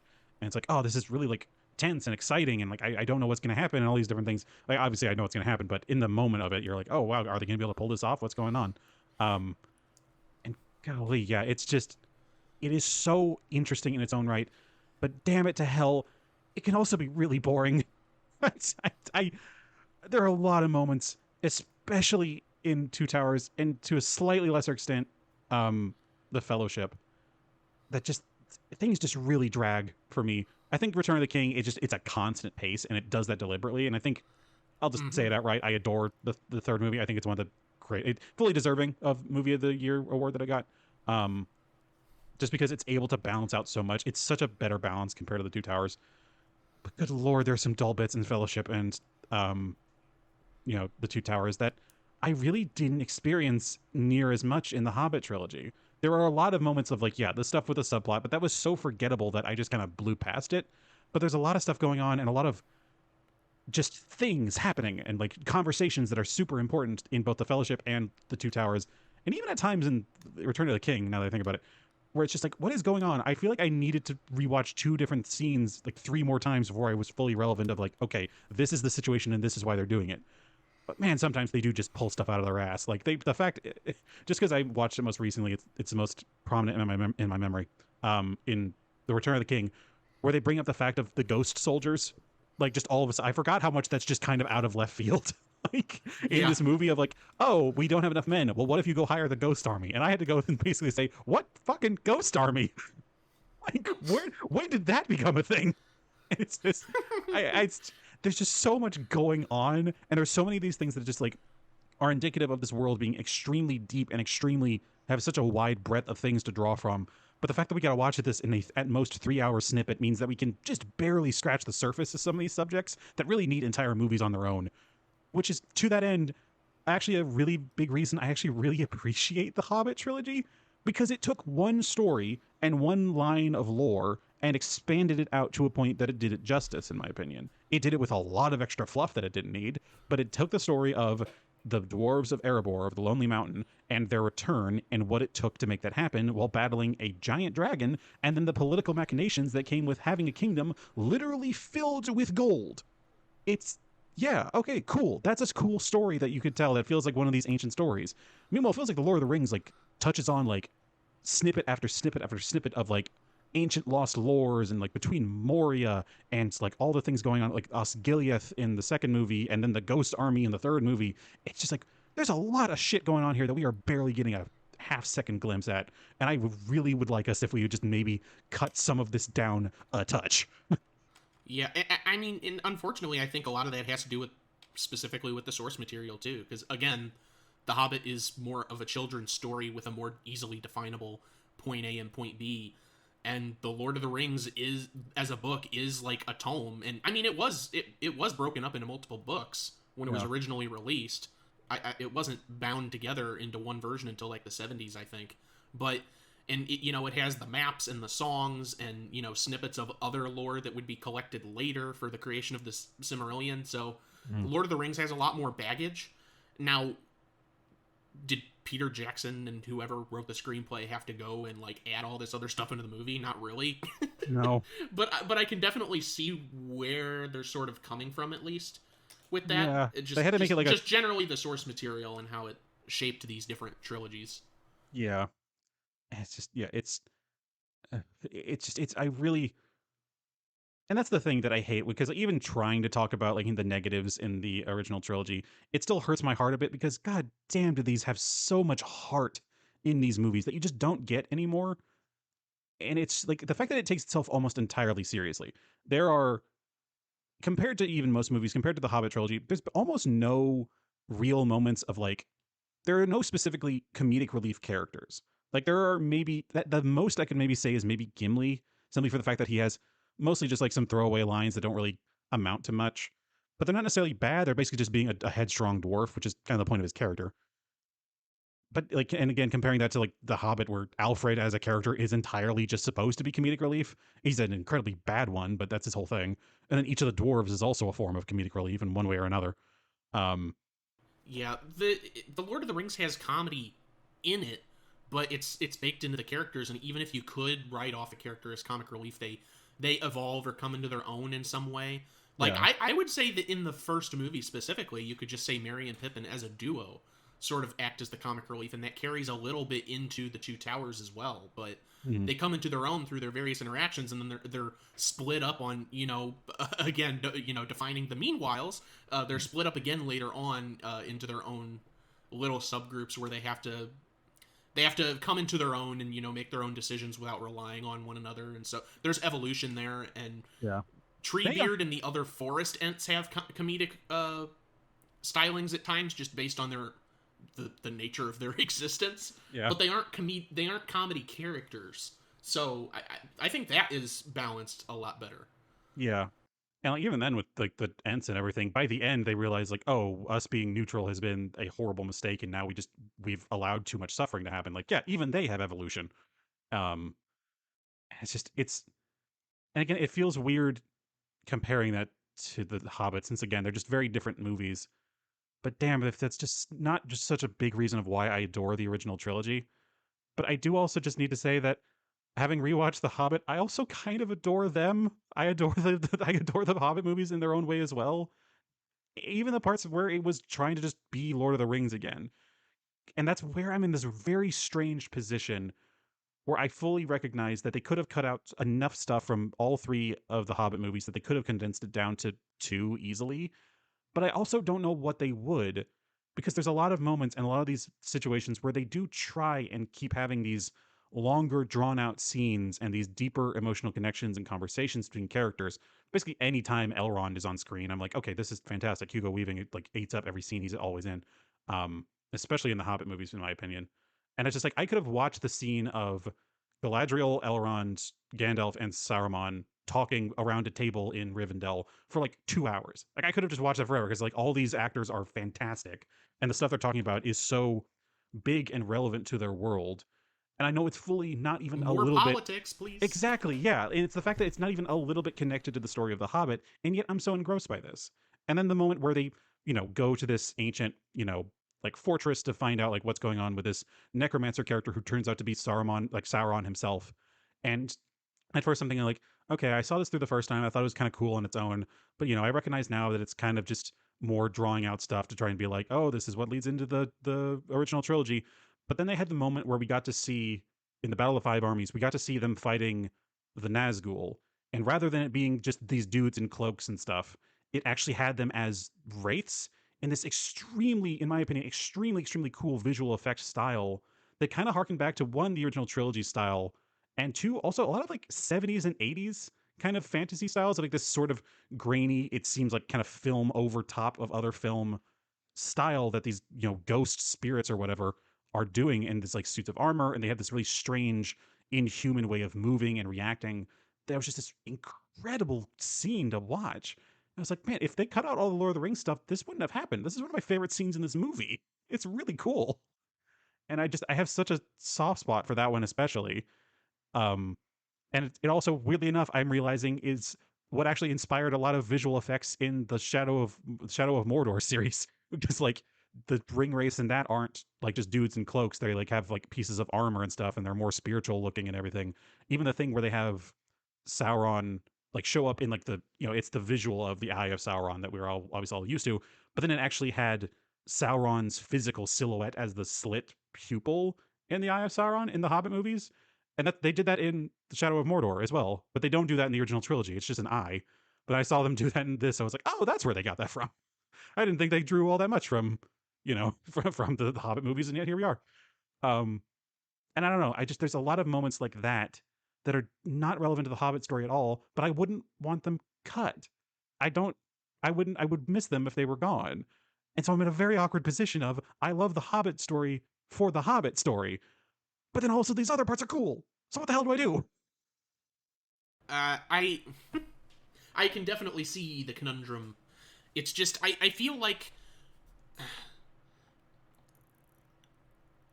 the second and the third movie of the Hobbit trilogy could have just been combined. Again, I'm not sure exactly what I would cut. I think most... It's funny because I think the Desolation of Smaug is by far in my opinion, the weakest of all 6 of these movies. Really? But I really do. I think that there's more for me to latch on to, with the exception of the actual Smaug stuff. I think there's a lot more to latch on for me to latch onto in the Battle of the Five Armies. The Desolation of Smaug just... It really drags for me up until the end, and it feels like I just generally speaking, I think the second and the third movie could have been combined in some way. I think the first one is fine. I think Unexpected Journey has a couple of things that I'm not the keenest on, one of which is the soundtrack. I never noticed before because I saw all 3 of the Hobbit movies in theaters when they came out. But the soundtrack is so abrasive, underscoring everything. It's like a 90s Nickelodeon cartoon. In a way that even with the sweeping orchestral scores, the original Lord of the Rings trilogy never felt like the music was the point of a scene. Yeah. I mean, it highlighted a scene like, listen, there will never come a day where I hear the Shire theme and I don't want to get a little choked up. Like that to this day just gets me. And I have zero shame with that. That and the theme of Rohan, like the final charge of the Rohirrim hymn. I don't care who you are. If you grew up with those movies, that's a hell of a fucking scene. but yes, I do get what you mean, where it's like the music adds credence to the scene it's in. It's not what's the it has to do with editing, but I think the phrase is if you can notice a film's editing, it's bad editing. Same deal with music. If you notice it specifically, it's probably not good. Yeah, and I'm mainly thinking about like all the opening stuff in an unexpected journey, like when they're going to the house and they're eating, and I'm not talking about Yeah. the songs they're singing. I'm talking about like the incidental music that's going along with everything and trying to set it up as like a Steve Carell comedy or something. It's really obnoxious, and that kind of, I don't know if it was just because it was so abrasive in the beginning, but I was cognizant of the soundtrack throughout the entirety of the rest of the movie, and it was just grating on my last nerve. But I mean, that's my biggest complaint. But besides that, I think the first movie is completely fine. Mhm. Again, I don't know what I would do because I'm not a filmmaker and I don't have any specific ideas on it. But We're not going to try to be armchair directors here. I, Like we get it. yeah, we're I just just we're just don't think bitching. that. Yeah, 2 and 3 just they should have been one movie. I Yes. don't know how it would have been done, but I don't think there was enough I material to warrant two separate films. I remember specifically when I saw Desolation of Smaug when it came out in theaters. I was even with my brother at the time. When the movie ended and it had Smaug flying off going towards Lake Town, because I've played the game, I've seen I think even an animated film of the original Hobbit. So I've consumed a lot of stuff about the Hobbit prior to this, even more so than the Lord of the Rings. Um, and so the fact that it ended where it did, literally in the theater, I said out loud, I'm like, they can't end it there. Why are they ending it there when it's flying off before the attack on the town happens? And that becomes the opening of the five armies. It's the fact that I fully believe that the beginning of the Battle of Five Armies before the title drop, that is still part of the Desolation of Smaug. And so they only drop the title, the Battle of the Five Armies, once Smaug's desolation is now done. It's like, okay, that's done. Now it's the Battle of Five Armies. I'm like, you couldn't have, you couldn't have put that in the last one.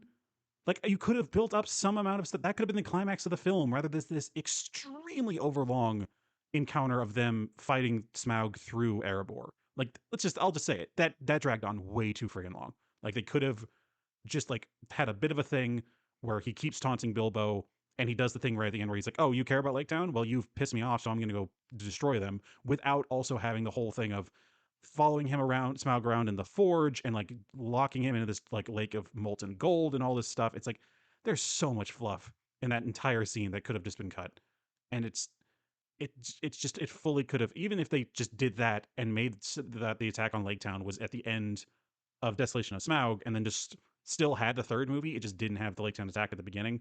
I think that would have been fine. I think that would have helped with the problem that these movies feel so fluffed out at a certain point that it just becomes irrelevant for a lot of these scenes. It's the pacing just feels all over the place as a result. I fully understand that the reason they broke out Smog in that way was to get people in the theater for the third movie, Yeah. because the aside from Azog looming in the distance, which I don't know who gives a shit. I don't really care. Yeah, no. Besides him being out there, like the main threat and drive of this is taking back the mountain from Smaug. So if they ended the second movie with that and then had a little thing of Gandalf talking about the political implications of the resources of the mountain or whatever, and then time to go see the third movie. I think that there might have been maybe the worry from the studio is that there would have been less people going to see it. I don't know, because it's still a Lord of the Rings movie with Peter Jackson's name on it, so I don't think they would have had that problem. But it was probably like, well, the dragon's dead now. We got all this other stuff, but are people really gonna care? Yeah. I guess that makes sense. I don't agree with it, but No, fair. um, yeah, but yeah, I fully agree that they could have combined the last two movies, and with that, with all that in mind, it's just.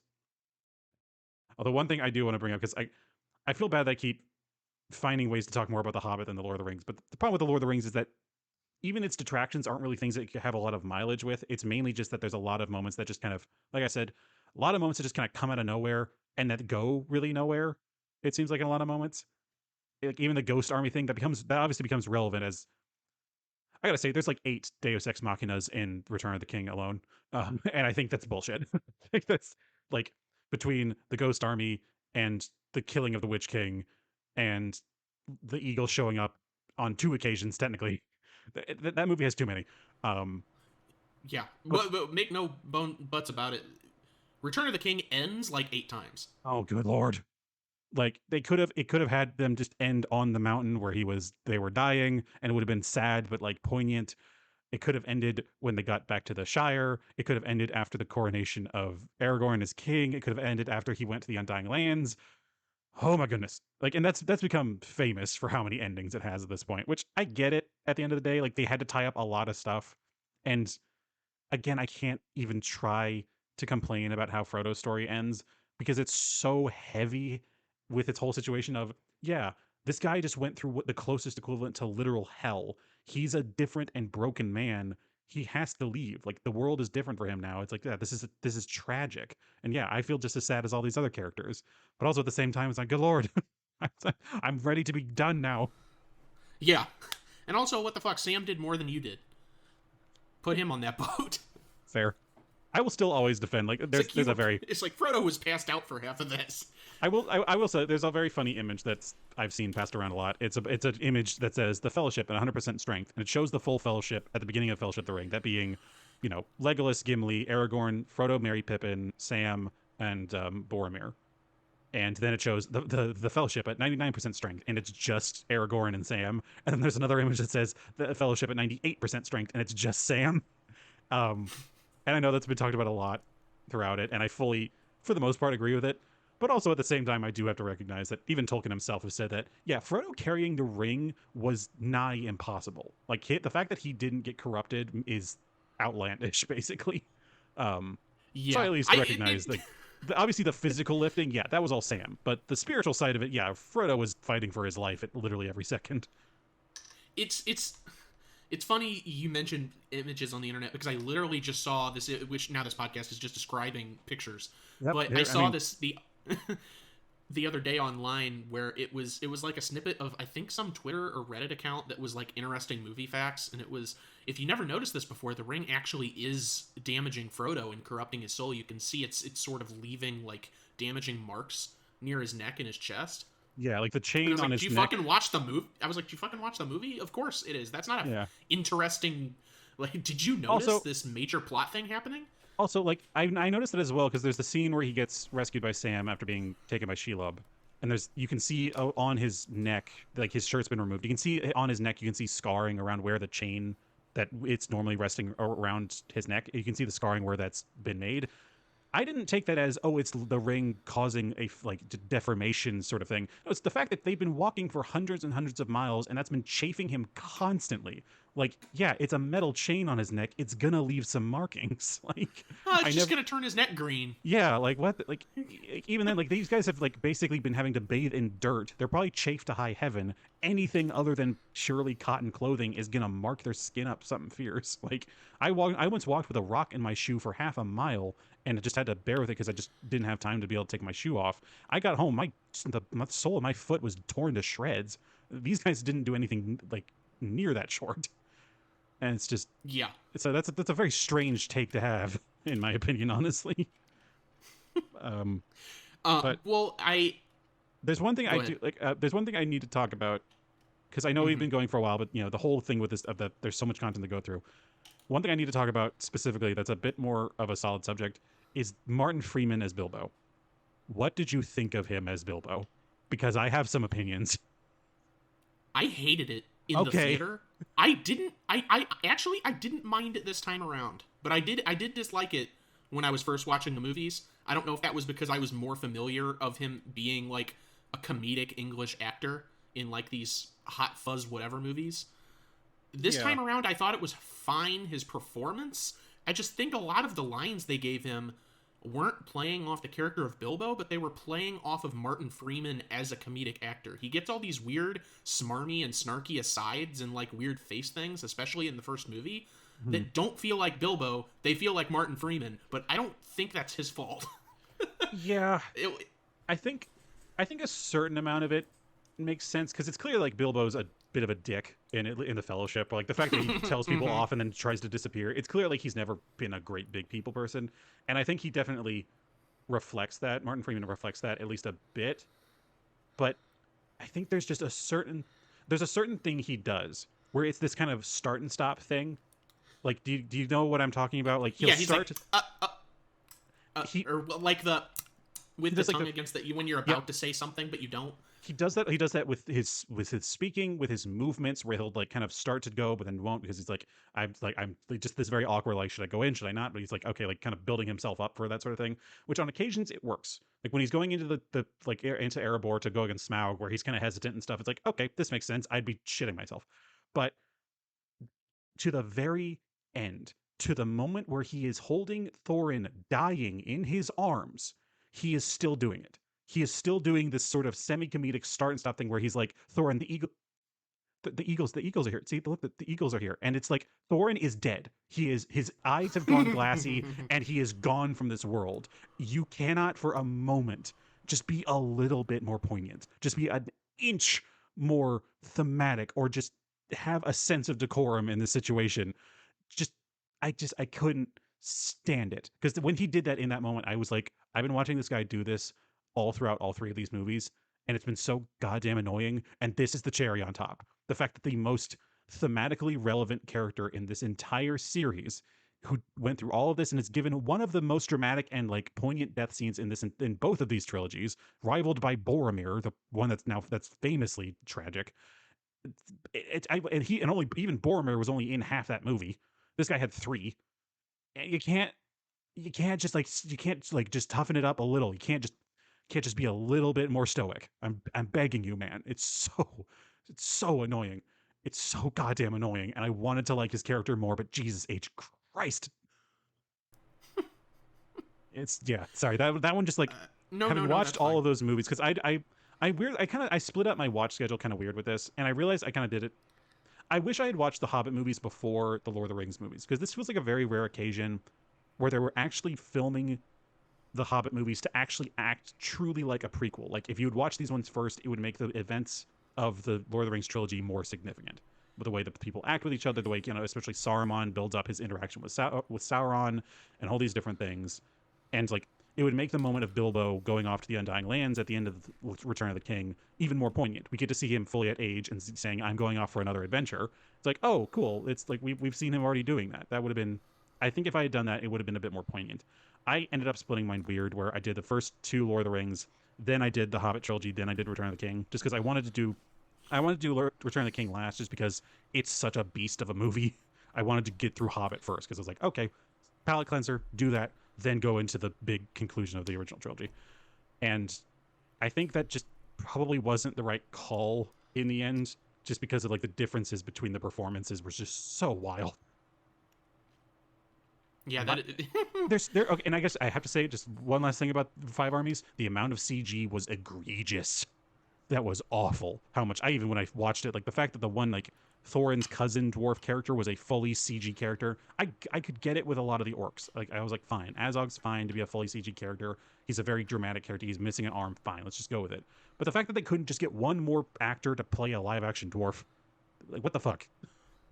Yeah, it's that's the other thing that I wanted to touch on, actually. It's kind of the last big piece that I have, is the effects, because like you were saying earlier, not everything in the Lord of the Rings trilogy has aged perfectly. No. The specific things that I'm thinking of would be like army shots, like huge crowd shots, because some of them you can tell it's a bunch of extras, and then other times you can tell it's like CG people, like they were trying to fill out a stand in a NASCAR PS2 game or something. Yeah, Jesus. And it really stands out. And Gollum doesn't look great either. And things like that, it's like, okay, part of it is of the time, but also it's the reliance on CG while it was still a new technology. But when they really go stylized with it, I think it still works in the Lord of the Rings. Yeah, the trolls are like the biggest thing with that. Like, the trolls look great. Yeah. I think the trolls look great. I do think that the treants look great, because they have this specific Barky style to them. And even though the actual bridge scene doesn't look great, I think that the Balrog and the Balrog fight look fantastic still. Yeah. I really do think that. Even if the environment doesn't completely hold up to it.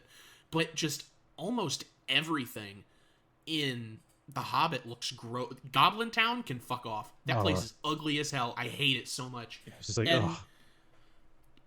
It's a big problem that I have specifically with The Hobbit over The Lord of the Rings is that The Hobbit doesn't feel like it has any... Well, 2 things.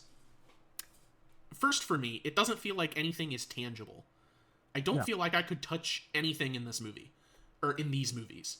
It has this, like, there's a lot of movies have this thing when they use so much CGI that it feels like there's like a film over everything. Like there's the slight kind of glossy glow over everything that seems like it's just trying to cover up the edges, even when there's not a lot of CG on screen. This one does that a lot. Like, do you know what I'm talking about? No, I do. It make me sick. Yeah, it's weird, isn't it? And that's part of that. Like, it means the tangibility of it is basically non-existent. It feels like nothing really feels... It seems like they've just tried to wash out everything on screen so you can never truly tell where real stuff ends and CG begins. And it's so overbearing sometimes.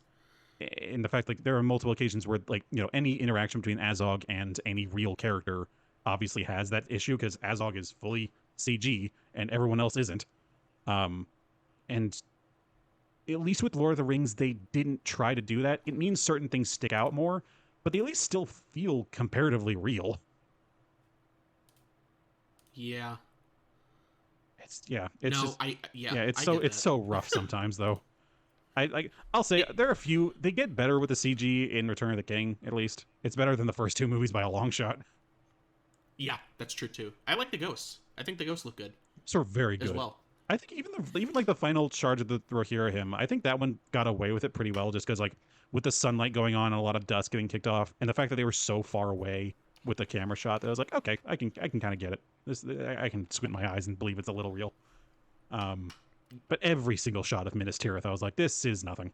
This does not exist. This is like, I'm sorry.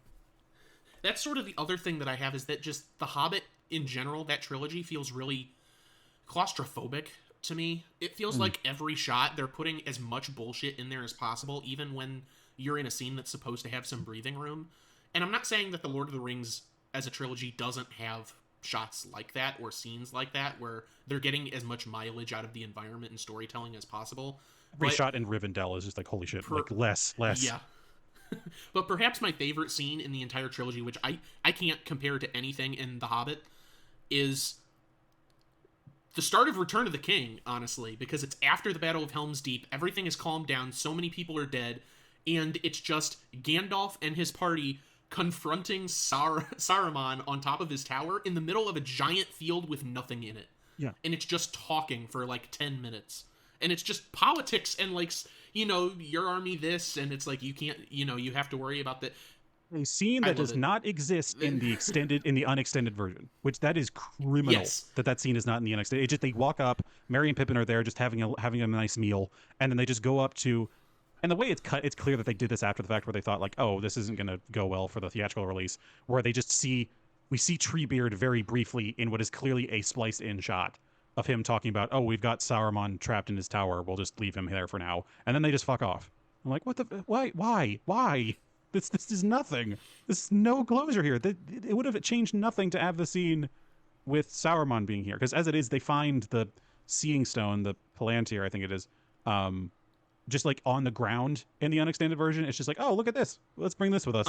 Whereas it's like, it falls off of his body. Yeah, it falls off of his body after he's been stabbed, pushed off the tower, and impaled. Like, holy crap. Yeah. that's a scene.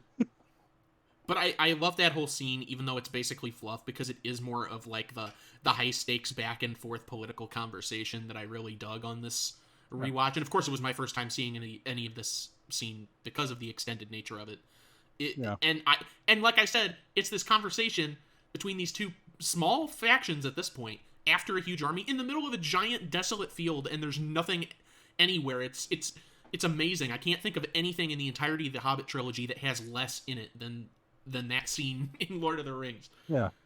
And there's just so many scenes like when they escape from Moria in the Fellowship, where they're just on top of the mountain in the snow and they're just weeping at the loss of Gandalf. It's like, that's a powerful scene, and they didn't need anything extra for it. They're just there being sad. It's a striking scene where they're like on the blinding white mountains with all the snow and everything, and they just have to deal with the loss that they just suffered. It's like, that's incredible. It's one of the highlighting scenes of the movie, and it's only like 2/3 of the way through.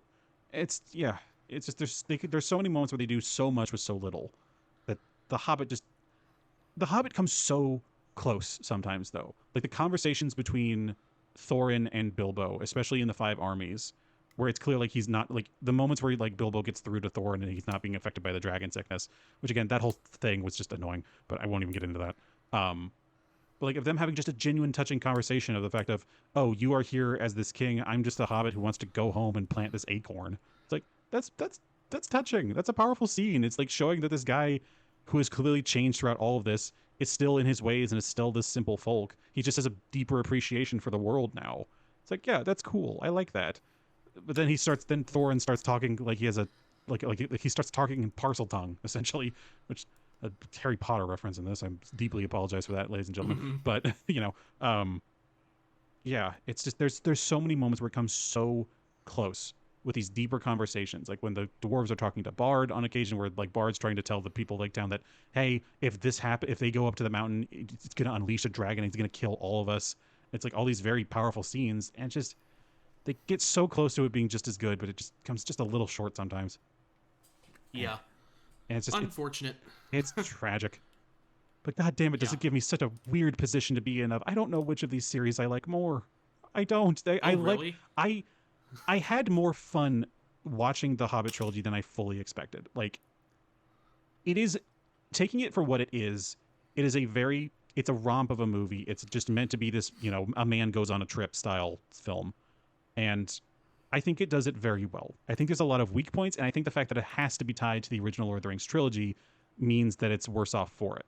Having myself played a game and seen an animated movie that was each of them completely separate from the Peter Jackson, I was about to say Percy Jackson, the whole other thing, being separated from the Peter Jackson movie, like the Peter Jackson trilogy of the Lord of the Rings. The fact that they are completely separate, the story is so much fun and it's interesting and it has this depth to it, that's this unexpected depth to it of like how they interact with all these people, and like obviously the interaction with Lake Town and the the elves and the relevance of the mountain and how much gold is in there and everything. And that all is a very interesting story.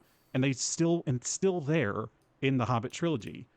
But damn if it's not just having to live up to its older brother, effectively, that is, the Lord of the Rings. And I almost wish they hadn't done it.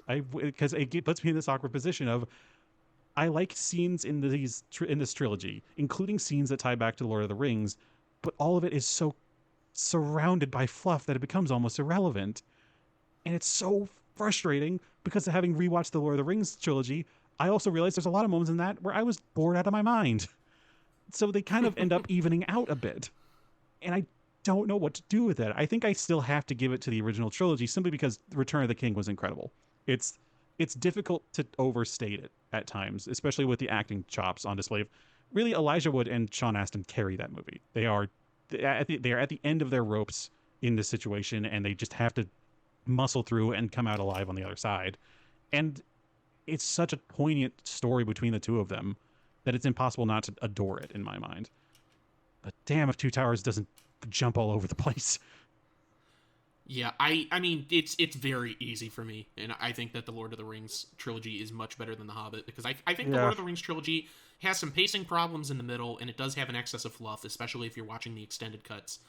But the Hobbit series it has an annoying lead character, it has a couple of other miscasts, it also has fluff, it has an obnoxious soundtrack, bad comedic effect characters, more abrasive CGI. There's just too many detractors in it, and like I said, I really do not care for that second movie, that Desolation of Smaug. I think it's, aside from the barrel riding scene in the trilogy, honestly, which I do enjoy, and I think people give too much shit, I think that the entire trilogy is unnecessary, and that second movie specifically was just, this doesn't need to exist, or at the very least should be combined with the third picture. Yeah, the fact that it's a trilogy is the biggest detriment, and the fact that they just felt the desire, again, I get it, like why they felt they needed to, but it wasn't worth it. It's just like, I've come to this, the conclusion I have here is I love The Hobbit. I don't love the Hobbit trilogy. I think the original story and the various adaptations it's had already are all really good. I need to find the original animated movie that I had seen. I'll see if I can't find it and send it to you. You can post it to Twitter. Is that the Ralph Bakshi one? I want to say yes, because that one I remember seeing at a really early age and I just adored it. And then again, also the PS2 game that I played of it, which I think we rented. We never owned it. We only ever rented it from Blockbuster, and the disc we had was so broken it barely worked. But we played it to death, and it's so burned into my early memory. It's a very formative game for me, and I find a lot of adventure games of playing them and wanting them just to be that game again. And so I have such a deep connection with The Hobbit as a tale that even extends past my connection with Lord of the Rings, because I just find that at times just to be a bit too much. It's extremely good, but it's just not quite my style. I love a bit more of an adventure than a grand epic. Um, and so it's heartbreaking to see the Hobbit movies just not like the modern ones just not be that great at the end of the day. I'm picking parts out of them that I adore, but beyond that, they're surrounded by so much that I don't. And it's Yeah. that sucks. It really The sucks. unfortunate plight. Yeah. What would you say is the best and worst of each of the trilogies, and then the best and worst overall, like individual movies? Well, for the Lord of the Rings, I think that the best one is Return of the King for good reason, and I Yeah. think the worst would be Two Towers, Mhm. which is unfortunate, but it's also kind of like middle child syndrome, where it's just they're in the middle of a pre-existing story, so they aren't able to get the glory of starting it off, and they can't really wrap things up either. So that isn't necessarily their fault, but also the movie just has tonal and pacing problems, just generally speaking. Mhm. So yeah, Return of the King's the best, and Two Towers is the worst, and that's kind of the same as overall for me too. I think that would fit. No, because I think the worst is the Desolation of Smaug overall, Fair. and then I think the best of the Hobbit trilogy would be that first one, because I think the first one works great as like the first half of the Hobbit Yeah. story. Yeah, true. Uh, for me, I think the best, my favorite of the original trilogy is still the Two Towers, just because of my connection to it. But I think the best of the trilogy, honestly, I have a hard time deciding between Fellowship and Return of the King. I think the Fellowship is a really, really good movie. Um, I know ultimately that there's better chops on display with Return of the King, but I think the first one just does such a good job establishing itself that it's kind of hard to not consider it. So I'll say it's a tie, honestly, between the first and the third for me, and then obviously by extension the second one has to be the last there. Um, I'd say probably yeah, the Hobbit ones. I'd put an Unexpected Journey as the top, and then really I honestly kind of want to put the Battle of the Five Armies on the bottom. I really just didn't care for a lot of that. I think that by the end of that one, it was just kind of a mess. I think just it seemed like that's where really all those really irrelevant plot threads finally came to resolve, which is to say they didn't. They just ended and it was nothing. Like Tariel, like Feely's dead, Mm-hmm. Keely's dead, whichever the one it is. That whole subplot's just dead as it is forever, and Tariel will never be seen again. It petered out, really. Yeah, and it went nowhere, and a lot of those other plot threads and everything went nowhere. A lot of like potential stuff just kind of fizzled out and died. And so it's just even Desolation of Smaug. I thought there were just a lot of really good moments. I think just any interaction with Smaug kind of made up for a lot of it. Um, so yeah, I got to put Battle of the Five Armies on the bottom. As far as overall, if I didn't count, honestly, if I don't count the overall, just I think just chief quality, I'd have to give it to Return of the King. But if I didn't have to count that one, I'd honestly put Unexpected Journey. I love that one. I think what it does for its own little situation is great. I think it's a great little film. Overall worst, probably Battle of Five Armies. I just think it's so, like I said, just so much of it just kind of peters out into nothing. That's kind of pathetic. So yeah, it's I think the Hobbit trilogy has, for me, the highest highs, but also the lowest lows, and the Lord of the Rings trilogy just kind of evens out a bit more consistently. It's a bit boring, but it's also like a bit more better paced. I But think it's more consistently good. it's more consistently good, but it's also more consistently at times. But and then yeah, That's fair. I don't find it all that dull. But that being said, I also don't think I'll ever watch the extended cuts again. I'm no, glad I finally did it once for this, but I don't think the really outside of legendary. that opening bit for Return of the King, like most of it didn't really matter. It's kind of excuse me. It's kind of had a legendary status, the extended version at this point, in like in subcultures of just being like, oh yeah, we have to, like, yeah, it's a trial by fire kind of thing of nerddom to watch the full like extended trilogy back to back to back. But it's like I've seen all the relevant scenes that actually make it any better online at this point. And like, okay, yeah, fine. They cut some stuff because of like relevance or what they felt was the best for the film as a whole. But overall, it's really not that different. Like it's just like the fact that I looked on there and it's like it's a 4 hour runtime. I'm like, I'm sorry, no, like go to hell. Like I fully like the fact that Return of the King was 3 hours was pushing it. Um, I mean, I wouldn't. I'm just not a big fan of that style, anyways.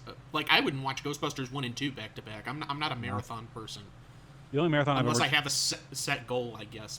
So maybe, but only marathon I've ever done was watching the Christopher Nolan Dark Knight series all back to back because the new one was releasing at midnight, and like that one was fun just for the experience, but I would never do it again.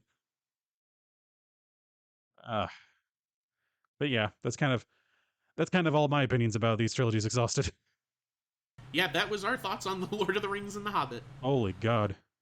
Well, I will say, because I do actually have a one of our questions for you, because I realized that watching through this, um, that watching through this, I kept thinking back to like other book series and everything that have a similar level of like, maybe not necessarily similar level of epicness, but they certainly are still wide-reaching stories and that sort of thing.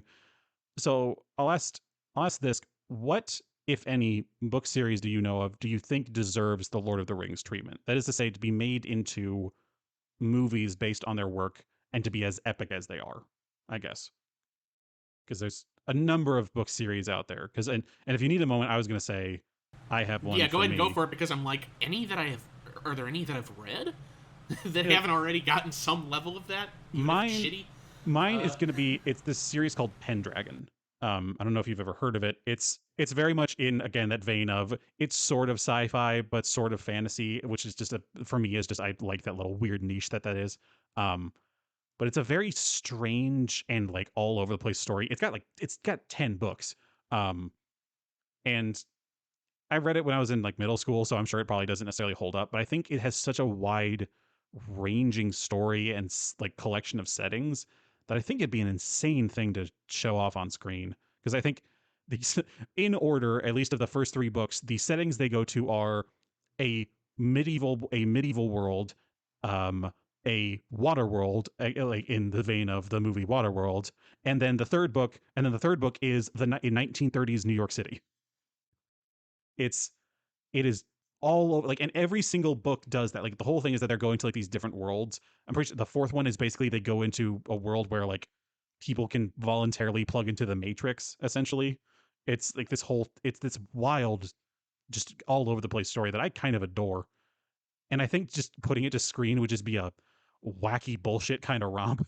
And I think that one deserves to have a high budget behind it, because like I think it's just so wacky. Yeah. So that's it. Uh, It's a good time. I think that it would be cool if the inheritance cycle actually got good movies Fair. attributed to it. You know what? Fair. Because it's really just that. When did that Aragon movie come out? Was that like 2007, 2008? Oh God, let me give me a moment. I can get that. Hang on. Well, that was a piece of shit. But 2006. 2006. Wow. Okay. Yeah. And I think fully. that would benefit from like an actual good series of movies instead of one flop. Oh my God, that'd be incredible. I think. Yeah, I actually need to go back and finish that series, because I've only read a bit into the second one, which is Eldest, I think it is. Um, yeah, I've read all of Aragon, but yeah, I need to go back through that series, because it kicks ass. Yeah. It's a very unique fantasy story. Honestly, I never finished it because the fourth one came out when I was in high school, and I really wasn't reading a lot of books in high school. Well, Fair. I'll take that. I wasn't reading a lot of fiction. Ah, fair. I was reading a lot of biographies and autobiographies, which is kind of what I've kept doing till this day. Fair. Yeah, I need to get back into reading a bit more of those series and that sort of thing, even if they're kind of beyond my age bracket at this point. Um, Yeah. Pretty much all that I read these days are like weirdly kind of offshoot sci-fi books. um, that and the occasional kind of like older shorts, like collection of short stories. I've been going through one of oh damn it, it's the author that wrote Do Androids Dream of Electric Sheep? Is that Oh, Philip K. Dick. Philip K. Dick? That's it. I've got a book of his that has a lot of his short stories, which are all really good. A bit not necessarily super PC for these days. A few of them are like, whoa, okay, but Yeah. still really good. A lot of stuff. He wrote a lot of stuff that's basically just Twilight Zone episodes. And I think a few of them actually did get turned into Twilight Zone episodes. But yeah, I can't really necessarily think of anything else I want to do. Maybe the Half-Made World, which is very much just a steampunk book, which I think there's other books in that series, but I've never read them. But that one's a deep cut. If any of you out there have ever read the Half-Made World, please shout out. Like, that is like, you are we should get coffee and be best friends. It's one of my favorite books of all time, honestly. But yeah, I would love to see a Aragon done correctly. Done, because it's not even just the fact that done well, done correctly. Because god damn, was that movie horrible. Oh boy. You know what? But you can still pull John Malkovich back in. I like. Oh him. yeah, he was fine in that. I That's thought just not a good script. Yeah, no. Uh, Was it Jeremy Irons played like the one guy? I think you're right, actually. Yeah, I thought he was pretty good. I think they just misused the character. Mm-hmm. Any final thoughts before I jump into socials? Oh God, I'm not gonna watch a fantasy movie for a month. Like I love these movies. Jesus Christ, I play D&D and a lot of stuff. I've been dealing with elves and dwarves and everything so much lately. I need to go watch it. I'm gonna just go rewatch Spotlight again. I will hold you to it. But with that out of the way, I guess we will jump into socials here. So go ahead and follow us on any of your favorite podcasting platforms. Rate, review, subscribe. We're on Apple Podcasts, Stitcher, Podbay, Podomatic, Spreaker, iHeartRadio, YouTube, but we're hosted on Spotify for podcasts. Go ahead and send us an email, theyremadeit@gmail.com, for suggestions on potential future episodes, which we might take to heart. What are we doing good on the show? What are we not doing good on the show? Do you just want to say hi? Any emails are appreciated. Yeah, we'd love to read out a message or two if it's ever something that isn't, horrible. Not to say not to say we haven't gotten horrible ones, but Yeah. We're just not gonna talk about those. Maybe, I don't know. Yeah. Go ahead and follow us at It Remade on Twitter and at TheyRemadeIt.bluesky.social, where we're posting updates on when episodes are going live, potential future episodes that we might cover at some point, posters and things regarding books, movies, TV shows, games that we've been talking about in the opening segments of the podcast, and little full circle diagrams that I've been putting together regarding folks that we've covered on the show more than once.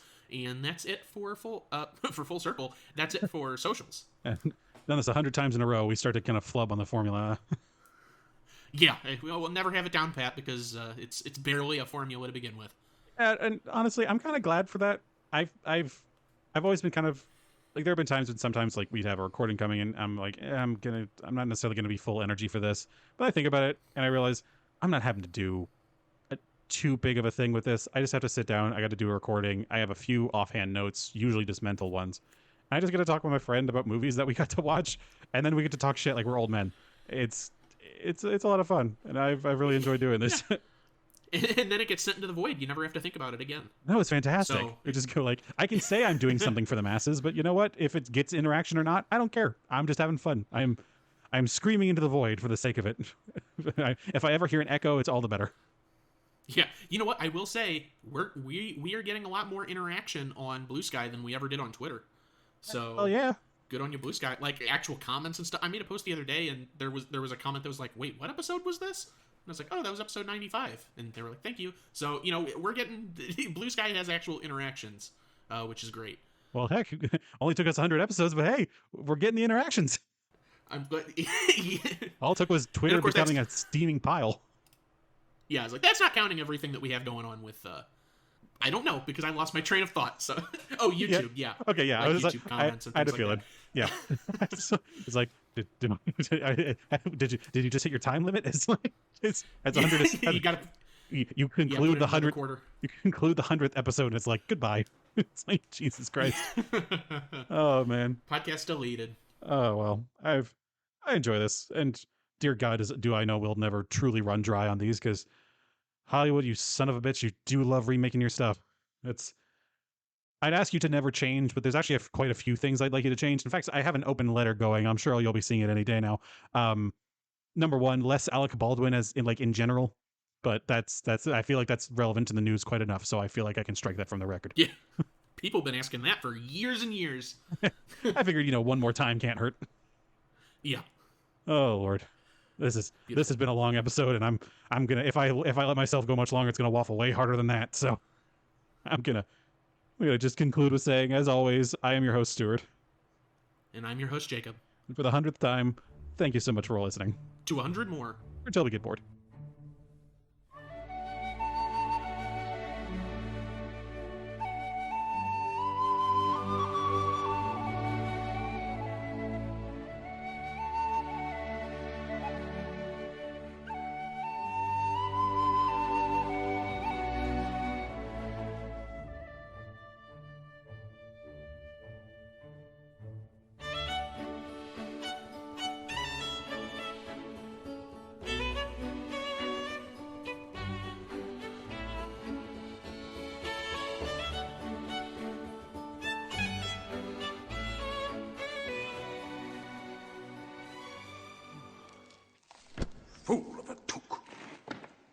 Throw yourself in next time and rid us of your stupidity.